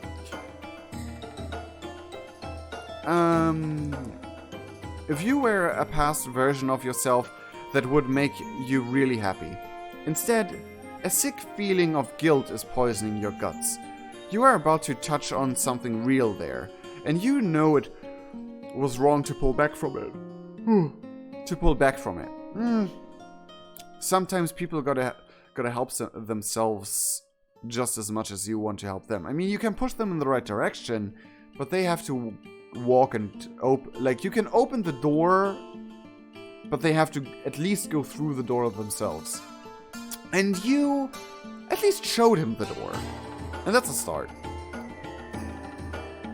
And you're not doing Jake any favors. Well, kinda did if we considered the bad ending last time. Still, you give him a weak smile and offer him the best friend-making tool you know. Are there any far-away friends he's interested in connecting with? I just thought they could make like a Pesterquest episode where each and every ending is a bad ending. We had one where like we had multiple good endings, or all of the endings were the good endings, whatever. Well, multiple good endings. I don't think we had all the good endings at once, but yeah. Like, but making like every route is the bad ending, like for Caliborn that would be perfect, or for Jack Noir. For Jack Noir. Or Beck Noir, whatever. Like, I mean, sure, the cherubs are basically the only leftover Pesterquest worthy characters, because all of the other characters don't have enough development to be considerable, and don't have enough dialogue options. Like, for example, the mayor would be great, but you can't have a dialogue with him because he basically doesn't really talk in a sense like that. He never talked anyway. At least he never like actively talked in the webcomic as in speaking. Like having a text, whatever. Boy, howdy, what a proposition. Well, I feel like one of those movie characters who's offered near unlimited powers out of nowhere, like Bruce Almighty. Ready to... Sorry. Ready to lasso the moon and damn the consequences on those pesky tides. I don't know, but that, like, doing that voice makes me want to yawn more and more. I only had like 6 hours of sleep, but I had less. I had like 5 hours of sleep. Remember when there is someone I've had a hankering to meet with for a little tete. Oh god, I have no idea how to pronounce that in English. Titi? Sounds like titty. Remember when I regaled you with the tale of my grandma? Oof.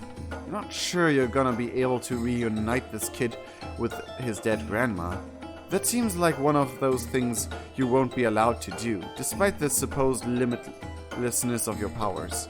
You'll probably be blocked by that weird force, the one that seems to have a power that supersedes zapping anywhere in any time, place, or dimension.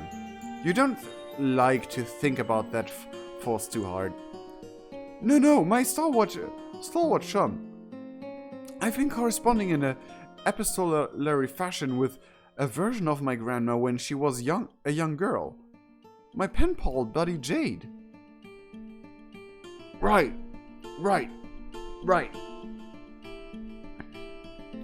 I always forget.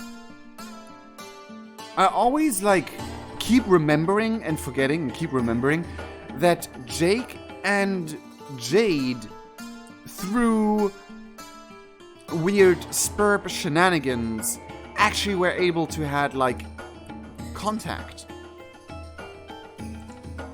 I understand if it's asking too much, but I'd love to meet her. She always said we'd meet someday in some roundabout confusing woozy what's it fashion, and I was pleased as a passel of possums to hear it. Wait, Jade knew? Huh. But recently she stopped replying because we broke the timeline right in the final run-up to the vaunted finish line. I've been all at witter with a worry, and I don't mind telling you. Do you think we could take a hop, skip, and a jump over to her lodgings? What a relief. You actually know Jade. You can take him to Jade right now. Jake smiles a big goofy grin at you. You should feel happy, you tell yourself sternly. This is a good thing to do. He said himself that you're fixing a concern of his. But the yawning malaise inside you only grows. You like to think of yourself as an agent of positive change. But here you are again. Nothing but a glorified interdimensional taxi service. I mean, something that's everything you need.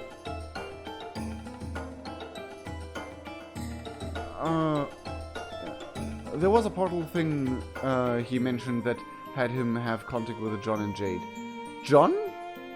I mean, he got the robot bunny, Lil Seb through that, but that was not through chat text, was it? With John, I mean? Huh.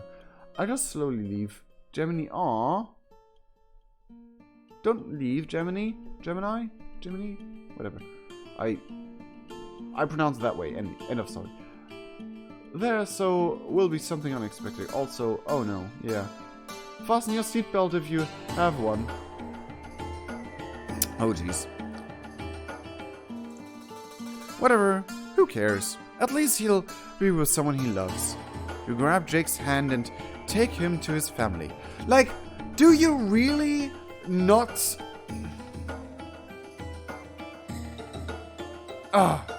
Does MSPA really just roll with it and does not connect the dots, or did the writers actively pass the opportunity here to make MSPA really blow his mind about all the shenanigans going on? I'm sorry.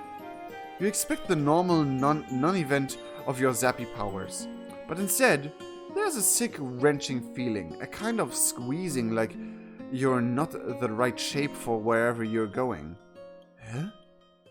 It steals your breath and then it's gone. Nervously, you open your eyes. Okay.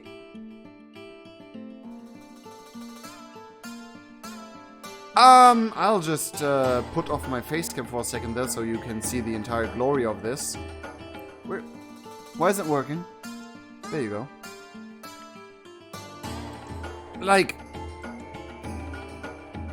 I mean, this is technically his house, but in a different time, in a different universe, and different time.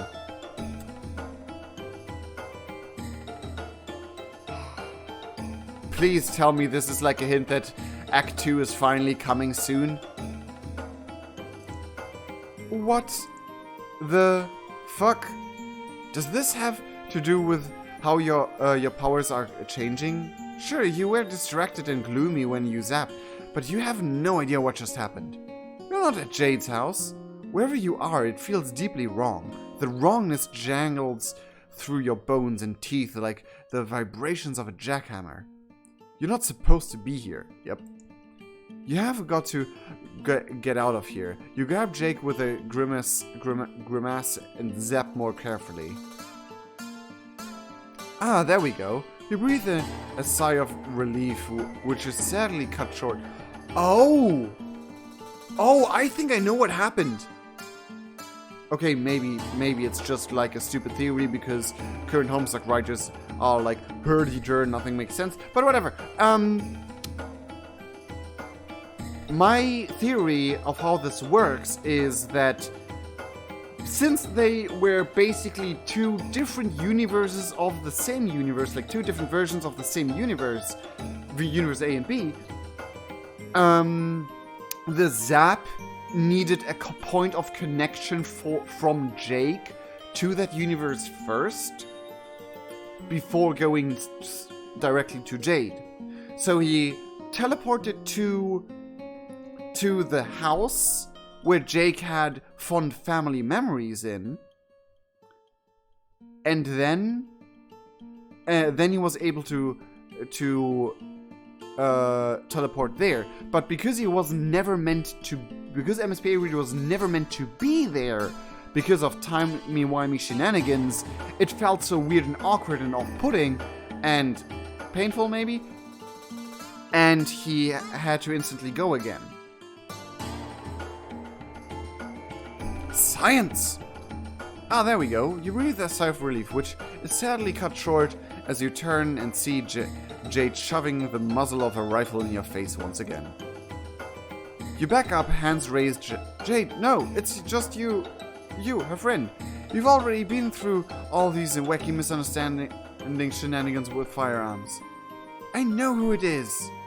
I just think you shouldn't be here. What? Don't get me wrong.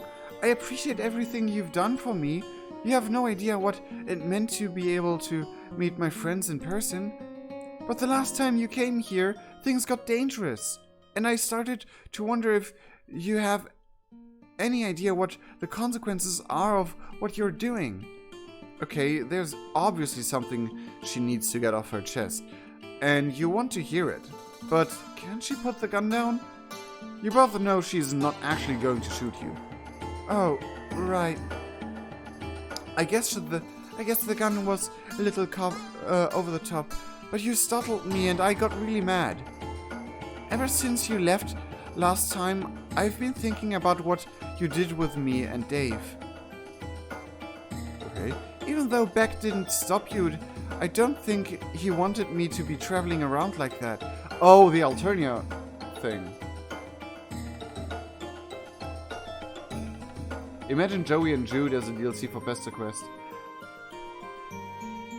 I mean, they have their own games, so I would say they should stick to that. Don't, like... I mean, we play literally as Joey, so I would say stick to that. This is bad ending Jade? No, it's not. This is the Jade we brought to Alternia, with the good Alternia possible ending, whatever. I know you're a nice person and you don't mean to do anything bad, but I think it's impossible to have powers like yours without being a little corrupted by them. When you mess around in our lives, that can have serious consequences. But you always leave afterward, and you don't live out those consequences with us. It was great to meet my friends, but you know what? I would have met them anyway in the game. I can't help thinking it would have been better for things to play out like they were supposed to. I mean, in the grand scheme of things, it would have been better because this is basically a doomed timeline, but yeah. So I'm sorry, but I just don't want you interfering in my life anymore. I think it's for the good of everyone if you leave us alone from now on. Oh, that is fucking heart-wrenching. That is devastating. Like, if I ever get a message, like I have received messages like that, for wrong reasons even. Like, I've received like a message like this because someone who didn't like me, basically turned the parents of that person against me and all of that shit. So, and a couple similar things from the same bad person, but yeah. And so, messages like that are just devastating to me. I'm a really extremely friendshipy person, kind of like MSBA reader. So, yeah. This is just devastatingly heart-wrenching. It hurts to hear, but how could you argue with that? You tell Jade that you don't want to do anything that makes her uncomfortable. There's just like one little thing that you maybe already did. You gesture to Jake. He's huddled behind you, clearly having second thoughts about this. Maybe it's the gun, but then again, Jake is pretty comfortable around guns. Probably it's just fear of the mortifying ordeal of being known. Well, I guess it's just what Jade said. Who the fuck are you? You watch as he clears his throat and fidgets, his hands twitching at his sides like he's thinking about hanging onto his own guns for comfort. I'm your grandson? Jake? That's me. Jade bursts into tears. She flings herself forward and throws her arms around Jake.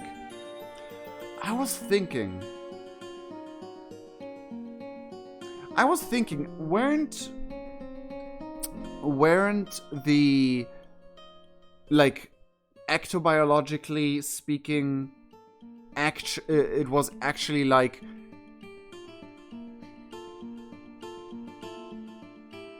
ectobiologically speaking...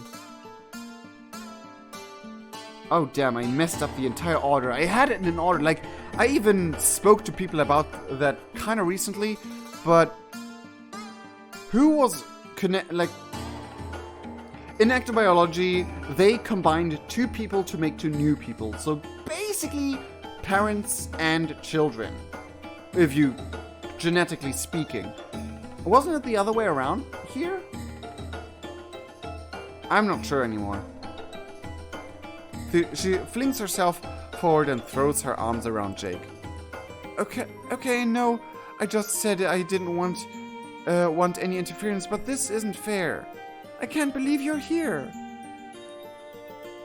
When they pull apart, Jake's eyes are watery as well. He's taller than Jade, being a few years older, but from the shy way he looks at her, you can tell he still sees her as the authority figure. Still sees her as the authority figure here. You can suddenly see how much Jake must have admired his grandmother.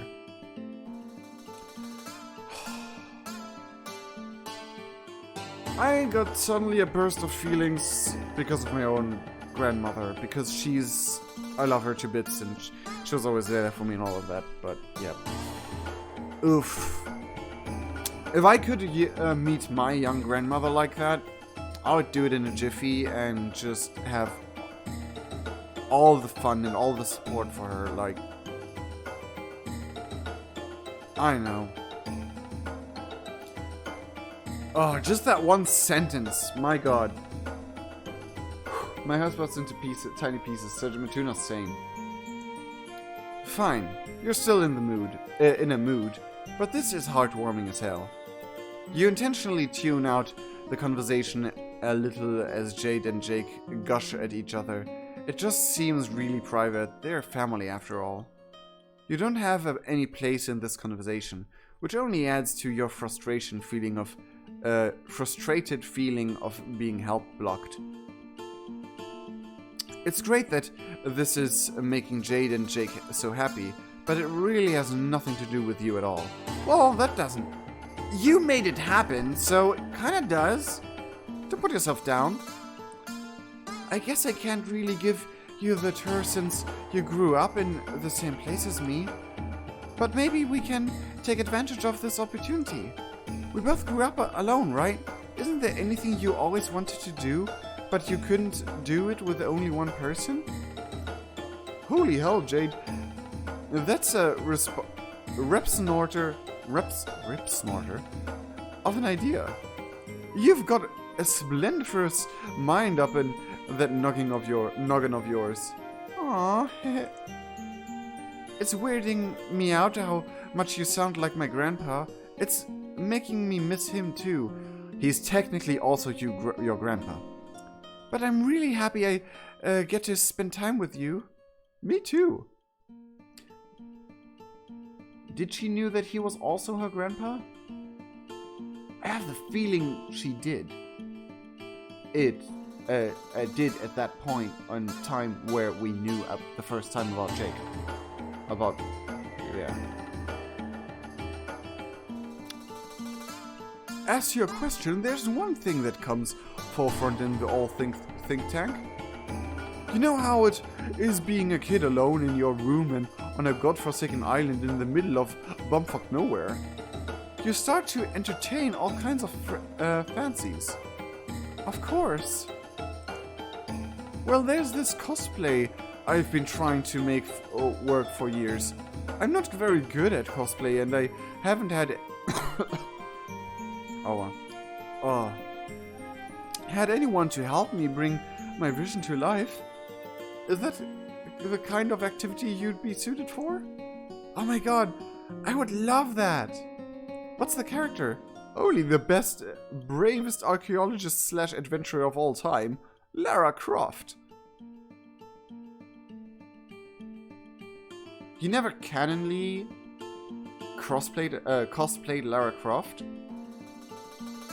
I think, but he did have a very similar outfit.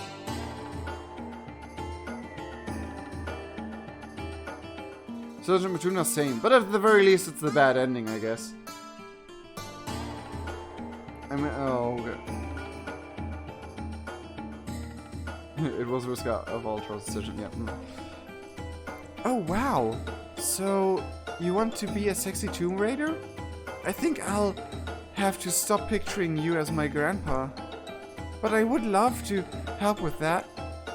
To be frank, Jade, I don't really think of Mrs. Croft as sexy. Oh, I know some unmannerly rogues like to comment on the size of her bazoombas. Bazoombas, I love like those weird wacky words for body parts. Like bazoombas for boobs. I freaking love that. Maybe to fill in for Arania? Kinda, I guess.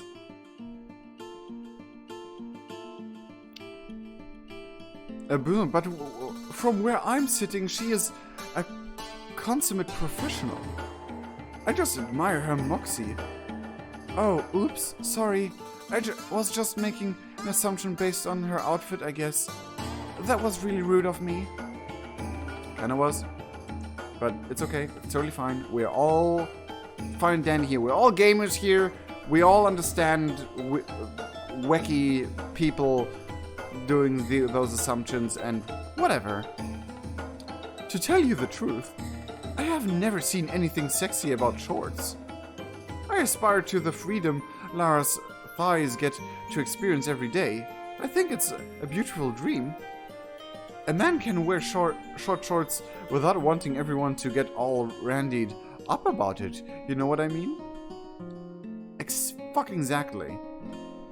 I mean, there's some clothing pieces who wear entirely designed purely to be sexy, but those are pretty spot on. Those are like lingerie and stuff. Like certain types of lingerie and stuff. But yeah, like skirts, shorts, and everyday clothing doesn't necessarily need to be sexy or need to want to be sexy, but whatever. Of course he can. But what about you, my javelin grandma friend? This can't just be a cosplay party for yours truly alone. Isn't there anyone you've been wanting to inhabit the garments of? Not really, but it would be fun to make a costume for me too. I want to see Jade in a big, fluffy animal onesie. Just like this over-the-top, big, fluffy, cute, adorable, Japanese-style onesie. That would be so freaking adorable. Whatever, oh god. You... I'm sure half of the words Jake says aren't actually real. Yeah, like, it's literally canon. Like, I've seen them used besides Jake's, most of them. Jake's route is so interesting, though. Yeah, it is it is really interesting. Whatever, miss, I don't know where you left off, so, I don't know. There's not really a good end, in a way. Well, it kinda is. This is the good ending. I suppose, because we had 2 bad endings. This is the good ending? Yeah, okay. I just finished playing myself. Oh. So, don't spoil, please. Not entirely furry. Like, an entire, like, pajama-esque, cute, adorable fur pajama. Full bodysuit, whatever they're called. That's not furry for me at all. Like those Japanese styled big fluffy pajamas.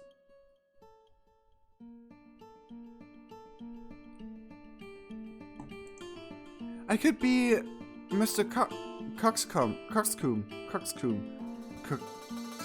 He's one of my favorite manthrow chaps. Oh. Jade turns to you, her demeanor towards you considerably softened. Hey, I'm sorry I was mad earlier. Honestly, I was scared of what you were doing. It really shook me up to find myself on an alien planet. It felt like we shouldn't be doing it. Kinda true. But I shouldn't have taken it out on you. I know your powers aren't your fault.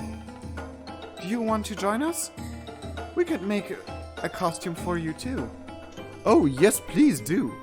Jade, this specimen right here has been nothing but a absolutely fantabulous friend to me all along. Have you? Have you? Yes, you have. All you did was tow him along on a little intertimeline jaunt. You don't feel like you've done Jake much good. You have done less for other people, or just as much for other people, and it was still great. So don't talk yourself down, you idiot. Like, sometimes it's just that. Sometimes you just have to Kigurumi. That's the word. Thank you, Skylar Hart. But sometimes you just need to. Sometimes all you need is to just go out with someone and, like, take him on a trip to, I don't know, the next mall or the movies or through the woods, whatever. You don't even need to talk. You just need to walk along, and that's fine. It can be fine. It can be great. And like, personally, if any of my friends would just randomly decide to want to meet up with me, and that kind of sounds like it never happens. Thinking of it, it's mostly me who does the meetup plans and asks if we can meet up. I actually don't remember the last time when someone suggested to me to meet up. Damn. I mean, that's just how my life is. That's just normal for me. It's just thinking about it. Is it normal to be like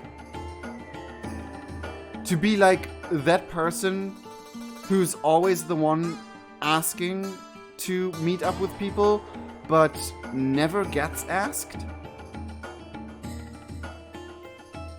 Am I revealing something incredibly sad about myself right now? Like, I don't know, that's just normal to me. To be that person. Like, I just guess that they're like, those person are all over the place and it's just a matter of a 50-50 chance. Either way, keep hope alive. Yep. Sakura says no. Shrug. But either way, if any of my friends would be like, hey, you wanna meet? I'll be all for that. even if it's literally just getting an ice cream or something. Sadly, by now, I kind of live a little bit further away from my friends in general. Like, not terribly far, just an hour train ride, an hour and a half-ish train ride. But, like, if they would say, want to meet up at my place, at their place, I would say, yeah, sure, I'll just buy a ticket. Even though I don't always have the money for that, to be fair, but I even offered my friends to pay the I even paid friends, like gave my friends the money for the train ticket to come visit me because they had money problems as well. But that's a rare case of not everyone has that privilege with me. It's sad. That was depressing. It's not. You okay? Dark reveal time, I guess. Kind of funny that it happens in the Pesterquest episodes, from all things. Either way, let's get back into it. Are you even really friends with? Are you even really friends with Jake, or are you just piggybacking off of facilitating his friendship with Jade? It's fine, you guess. Things are going fine, even well, but it feels unsatisfying. No real nutritional value. I don't think so. Like, we had episodes with way less nutritional value. You don't feel good about what you've done, but you guess you might as well get a cool costume out of it. Like, why? I don't get this. Has this author read the other Pesterquests? And is just, like, unsatisfied by his own work and is metaing over it? Like, there have been friendship-wise worse experiences in Pesterquest. Like, from the possible viewpoint of the MSBA reader.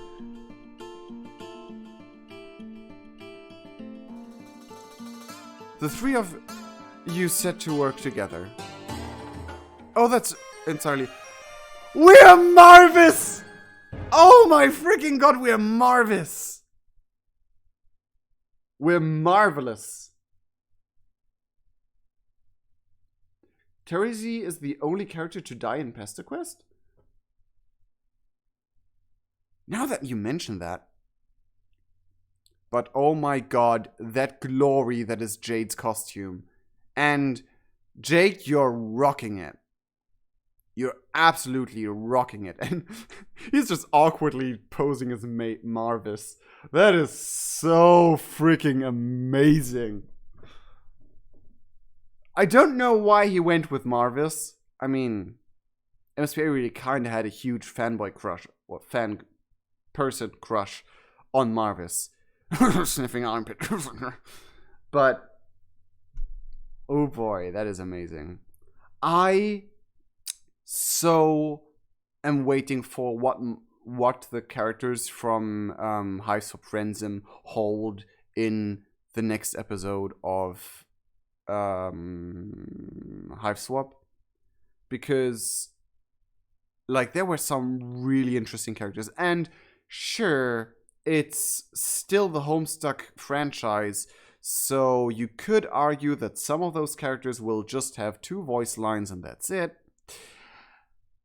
But still, that would be pretty amazing if it's not, if every character has like their big moments in the story and is not just like a side character you interact with briefly. That would be cool. But then again, that's a lot of characters and a lot of work to do.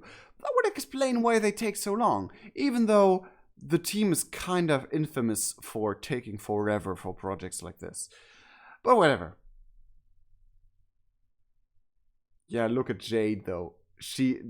I mean, Jake rocking those pants. Jake rocking that outfit. I freaking love it. And in my personal opinion, it's not even crossplay or cross-dressing, because those clothes are, like, even in the vastest sense, gender neutral to me. Like, even in, like, the cultural whatever humanity did with clothes thing, like, to me, this is just cosplay, and it's like, because Lara Croft always had like their very masculine clothing, more or less,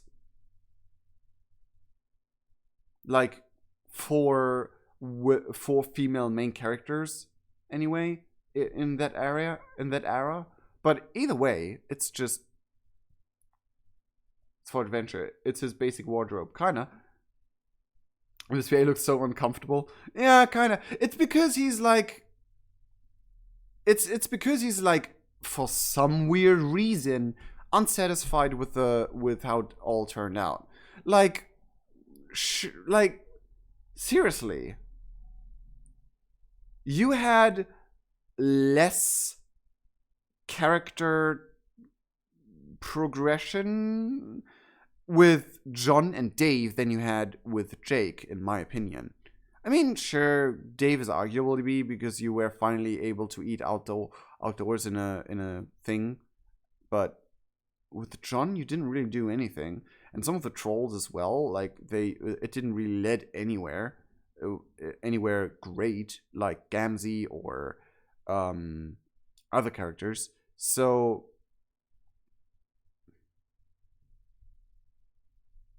why are you not satisfied by this? I don't get it. Like, sure, Jake has some relationship issues, I would say, but and he's not really, he's lacking a little bit of self-confidence in the perspective that he's unable to say no to his friends that much.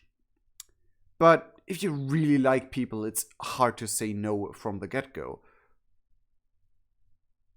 But I wouldn't say he lacks confidence in general. Like, in Homestuck, I kind of feel that he solved his problems.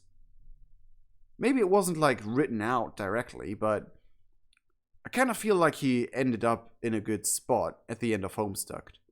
And then the epilogues happened and it went all to shit, but whatever. I wanted Dirk to show up, that's a reason. Oh, jeez. Reasons because you expected more than this. Yeah, but MSPA became selfish, kinda. In this one, kinda. Jake in epilogues is just... it's... Candy messed me up. Candy just messed me up, and I feel bad and sorry for literally every character, either because they ended up in a bad situation, or they have been done wrong by the authors. There's nothing else. Like, none of the characters actually had something going for them in a positive way entirely. Like, sure, Karkat led a rebellion, but there was the need for rebellion. So he kind of grew as a character, but not for good reasons. He became like that, what he could have become if Spurp turned out differently for him, but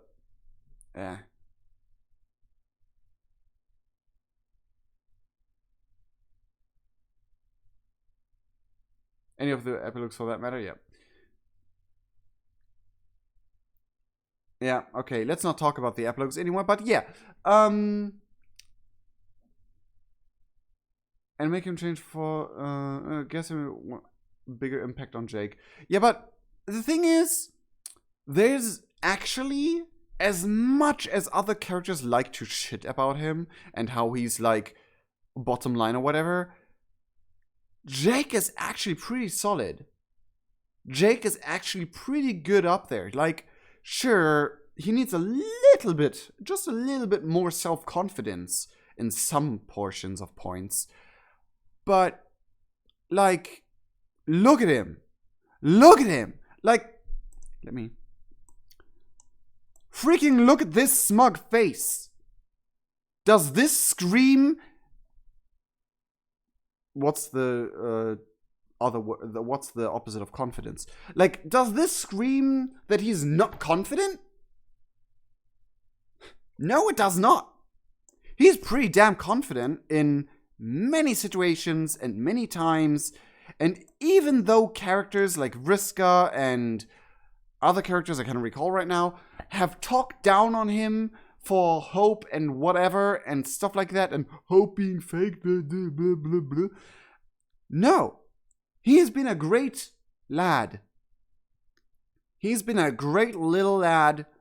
Well, little, not really that much, but because he's 16 and 16-year-olds are sometimes even taller than me, but whatever. Look at him! How is he not confident? Sure, he doesn't like to disappoint his friends.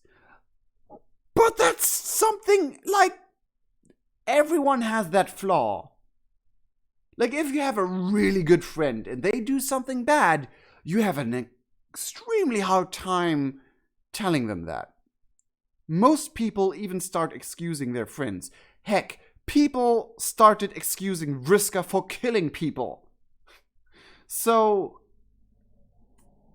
yeah, there's like, in my opinion, the only thing Jake should really like gain a little bit more is the confidence to speak up for himself towards people he trusts and likes very much.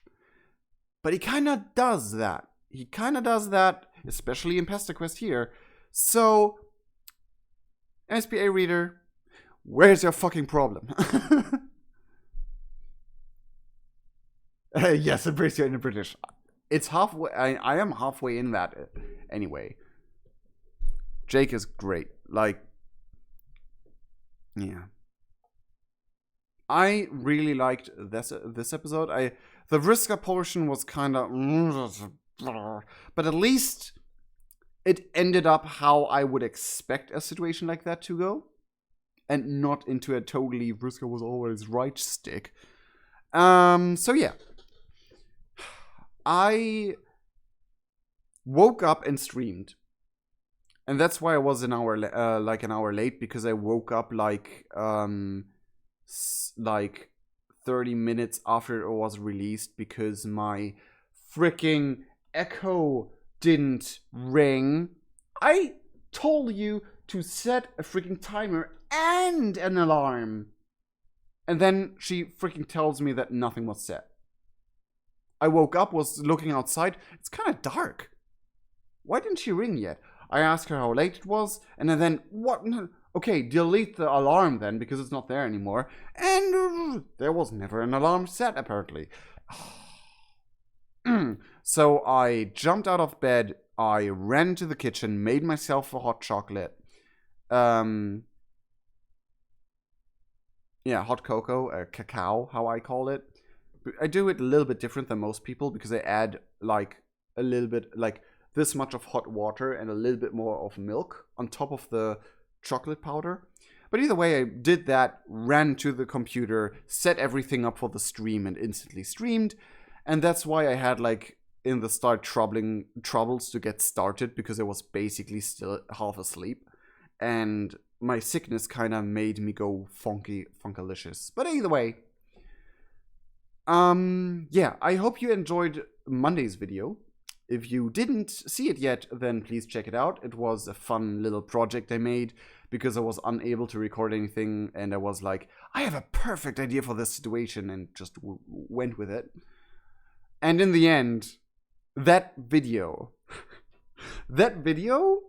took an entire day to make. and it rendered in a matter of minutes and got uploaded in a matter of minutes. But the entire editing and the making, like the text-to-speech stuff and all of that, and the drawing the picture and drawing the pictures and all of that, it took more than an entire day, an entire waking time of day. So there's that. Even if the video is just freaking 3 minutes long. Either way, Connie Redemption, no.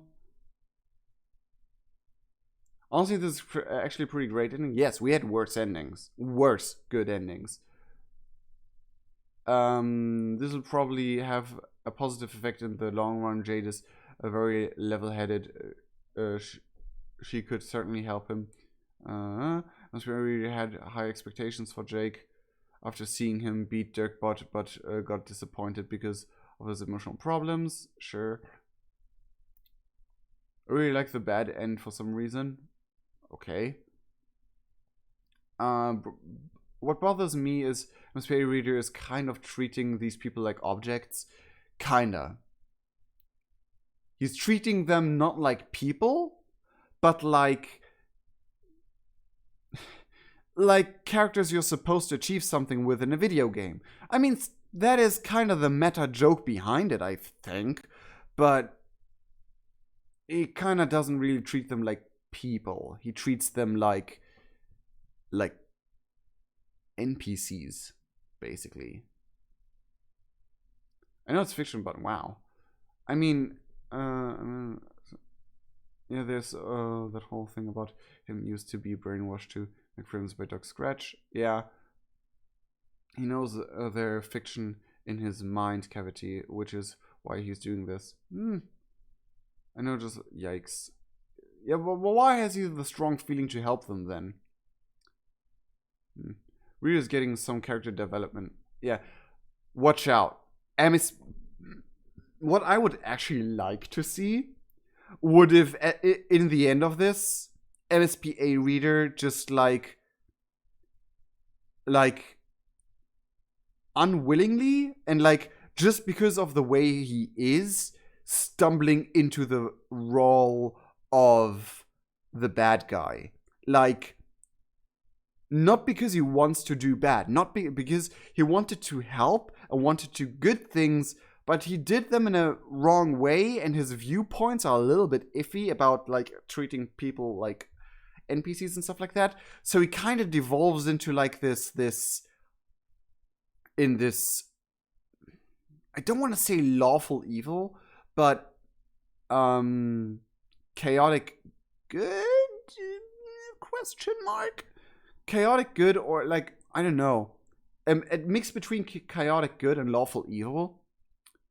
Like, he wants to do the right thing and do the good things. He wants to do a betterment for the world and everyone, but his approach leads him onto a path of being the antagonist or the villain or whatever. That would be kind of cool. And it's very weird to see this kind of... yeah, I'm just a biased fan. Stan, self-insert development. Stan? I feel like I'm really slowly becoming Candy Root John. Candy Root? I mean, you see some similarities, but not that many. Whatever happened to the Prospect stuff? It's still where it should be. Prototyped exclamation mark Jack seemed to somehow still be a thing.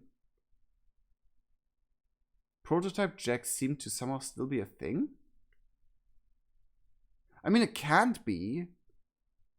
But what happens to T-Pose person? Maybe T-Pose person is like the secretly good character. Like the character who you always think is the evildoer, the evil mastermind behind it, but in reality was always trying to protect and do the good thing.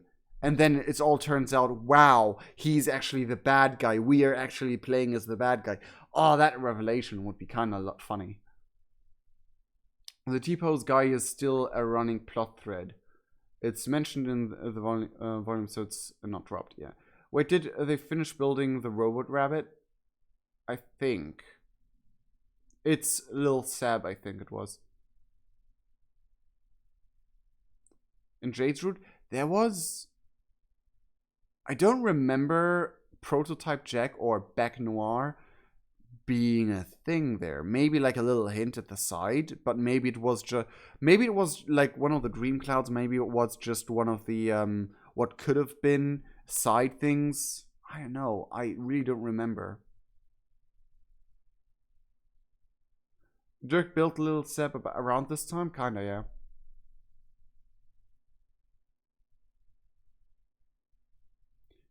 Lil Seb is important to resulting in Prototype Jack. Yes, but also the fact that John, Rose, etc. are playing Spurb. Because if that doesn't happen, Prototype Jack doesn't happen either. You'll get the quote? Yeah, but no offense. Send it to me on the Discord server. The link is in the description below. Because the stream is going on, has been going on for a while. And I've talked a lot around stuff that, yeah, was basically just me rambling. So, yeah.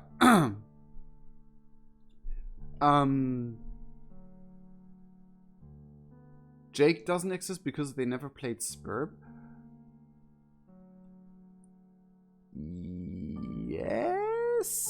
Yes, because the Scratch created that universe where he lives, basically. Next volume, Roxy, yes. And now let's see them pulling a sneaky one on us, and it's Dirk. Or, no, a sneaky one, and we think it's Dirk, like the picture and the title seem like it's Dirk, but then it turns out to be Roxy because we try to get to Dirk, but don't end up at him, and we end up with Roxy. Maybe, I don't know. They could pull off something like that. Either way, ladies and gentlemen, and everything in between, I guess. Everyone watching. I just like saying ladies and gentlemen, and there's like no nice sounding, like just as fancy sounding way to include like I forgot the word for them. Like the complete neutral people. The people who do not identify as either or, but identify as a complete neutral. I forgot the name for those people. But either way, yeah, there's no nice fancy way of including them into ladies and gentlemen. So, non-binaries? Isn't non-binary just an over-grasping term? There was a different word. There was a different word than non-binaries. Either way, when I say ladies and gentlemen, I mean literally everyone, and not only those identifying as female or male or whatever. Like, I literally mean everyone. It's just a way of saying things. It's just a phrase. Okay. But yeah, you actually said something. Look at the credits. Is this the first time that the music keeps playing when I'm in the credits? Huh.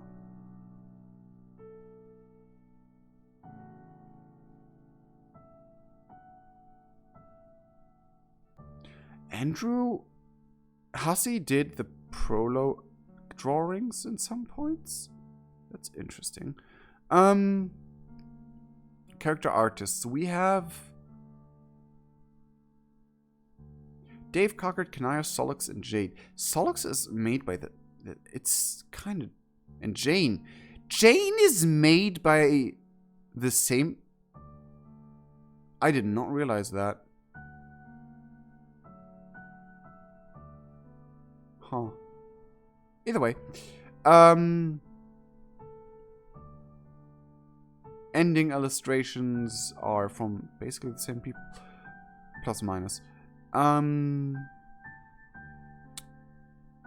are we looking for? 12. Andrew D. Kohai. programming, huh? Oh, okay. Warnings. Let's look at the warnings. Volume 12. That's right. Adventure. Mild violence, alcoholism, mention, and bullying. Vriska was bullying, alcoholism was Roxy, and mild violence, I guess the fight. And the bad ending, the first bad ending.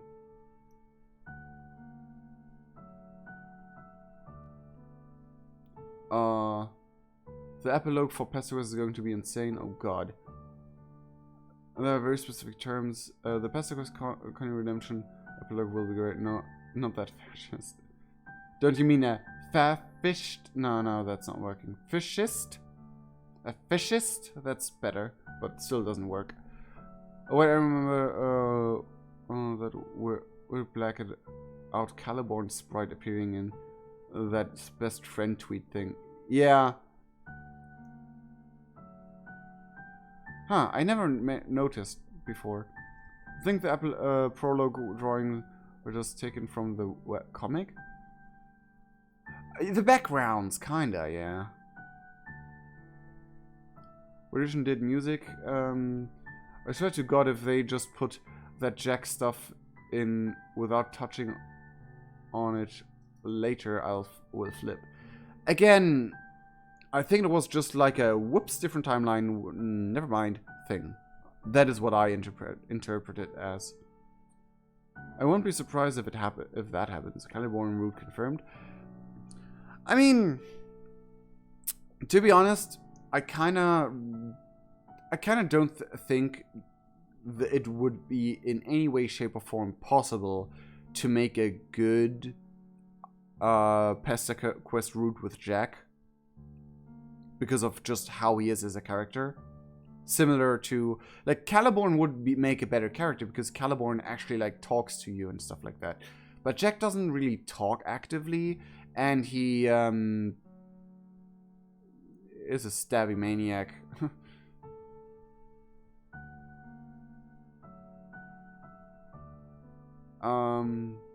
There was no time space hopping? There's a lot of time space hopping. I don't know where exactly you mean, but there was a lot of time space hopping. If it's not, then maybe the dream clouds of Prospit. That's the literally only way. If you like, that's the literal only way where Prospit and stuff like that could have been viewed.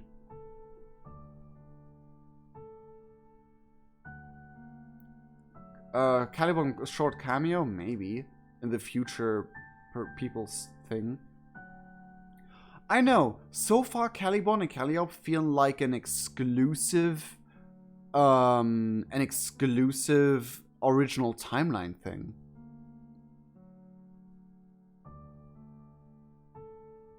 Maybe that could be the good ending. There's been some comments that Caliborn thing, the sprite was just thrown together as a joke. Yep, it was basically a joke in order to, like, tease that instead of Dave we get Caliborn, but then it was like we're gonna reveal and had like the shape of Caliborn, like who's that Pokemon style, and then it was just behind that layered behind that the picture of Dave. I don't think so. Like, Jack is like, there's nothing much you can do with a Jack in a Pesterquest scenario. And there are only 2 more space for routes, yes. At least for now, as long as they don't, like, push it beyond that. Also, the clouds stopped working after the player interfered. Yep. Well, not when you were on Prospit. When you, not the clouds stopped working, I think. It was actually Prospit was not accessible anymore for Jade. I don't think the Chosen Twins would exist too far outside the game. I mean, the thing is, what we know from Homestuck is that the universe where Earthsealand, the universe the Homestuck characters created at the end of Homestuck, is the home universe of the Cherubs. Because Earthsea is their post-apocalyptic Earthsea, and Gamzee ended up there and all of that. So, yes. So, if they never play the game, that never happens. It kind of makes sense. Can Pastor Dirk in his route, maybe? Yeah, maybe. So do you think Ultimate Dirk will appear in Dirk's route? I hope not. I hope not. I hope that Ulti Dirk will not play a role in Pesterquest whatsoever. No. I don't hope so. Maybe they will do a hint or something like that, but I hope it won't. I hope not. The Homestuck team isn't involved with Pesterquest though, so most likely not. They're not involved with each other?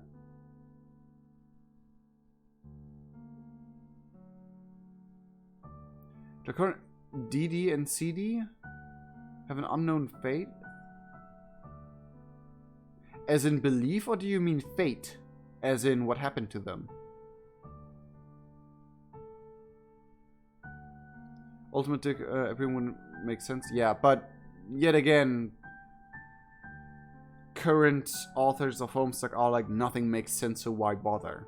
That is literally half their Twitter feed when answering comments of people. And it's annoying me.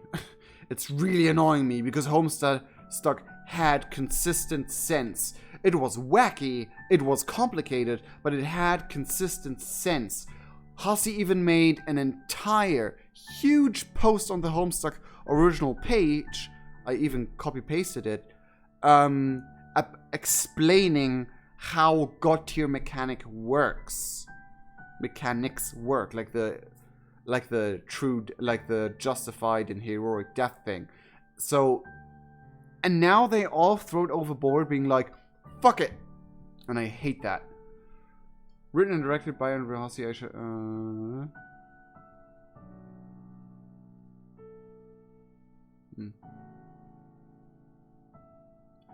Aisha, I think, took part in Pesterquest at least.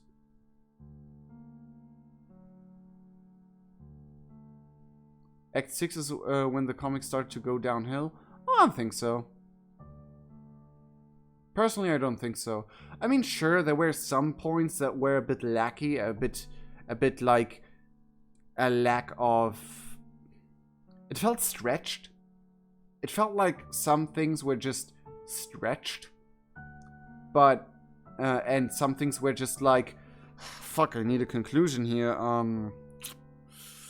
and he couldn't come up with something more satisfying, but it was still nice and in its own sense.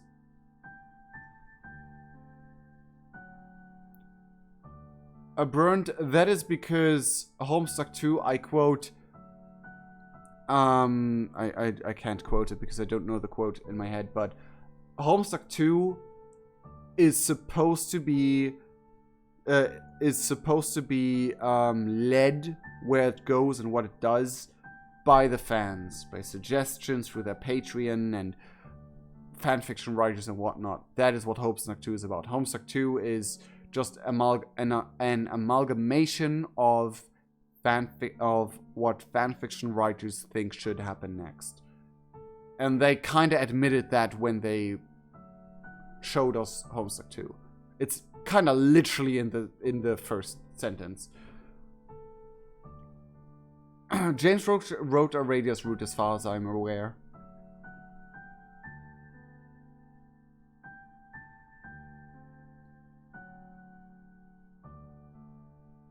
Lore base, I'm not entirely sure.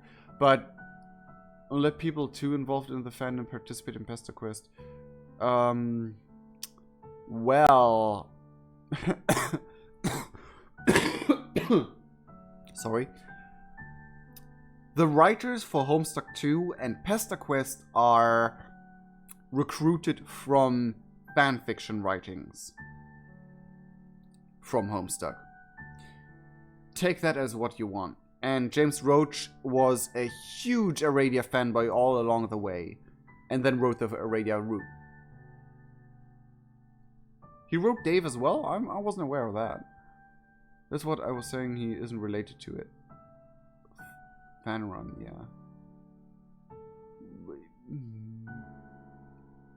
But he is related to it?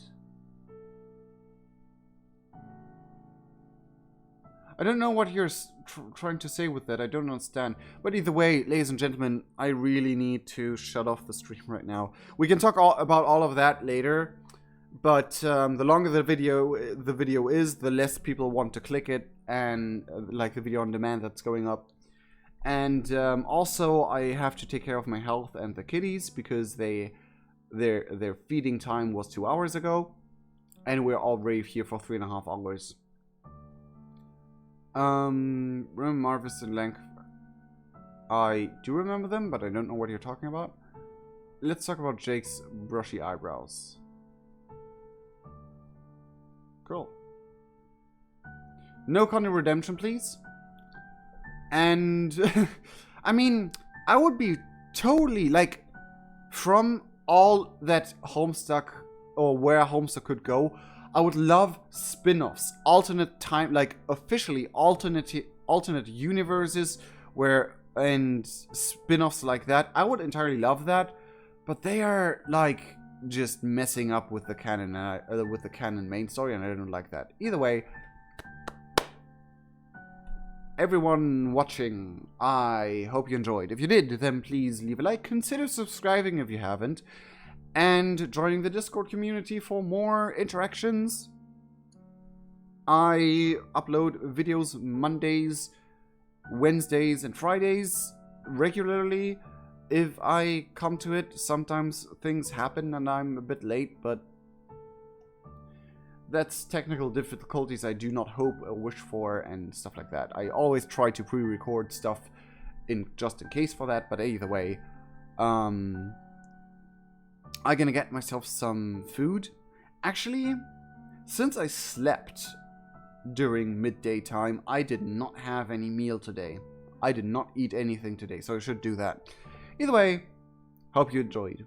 If you did, let me know in whatever way you want to, and we'll see each other in the next video and or stream. And keep in mind, I have a special treat for you as soon as Pesterquest is over, because I don't want to fill the channel with too much Homestuck stuff, because Homestuck is a very niche thing, to be entirely honest. So yeah, either way, see you guys, love all of you, and we'll see each other in the next video and stream. Cheerio, bye. You like to sacrifice no Connie redemption?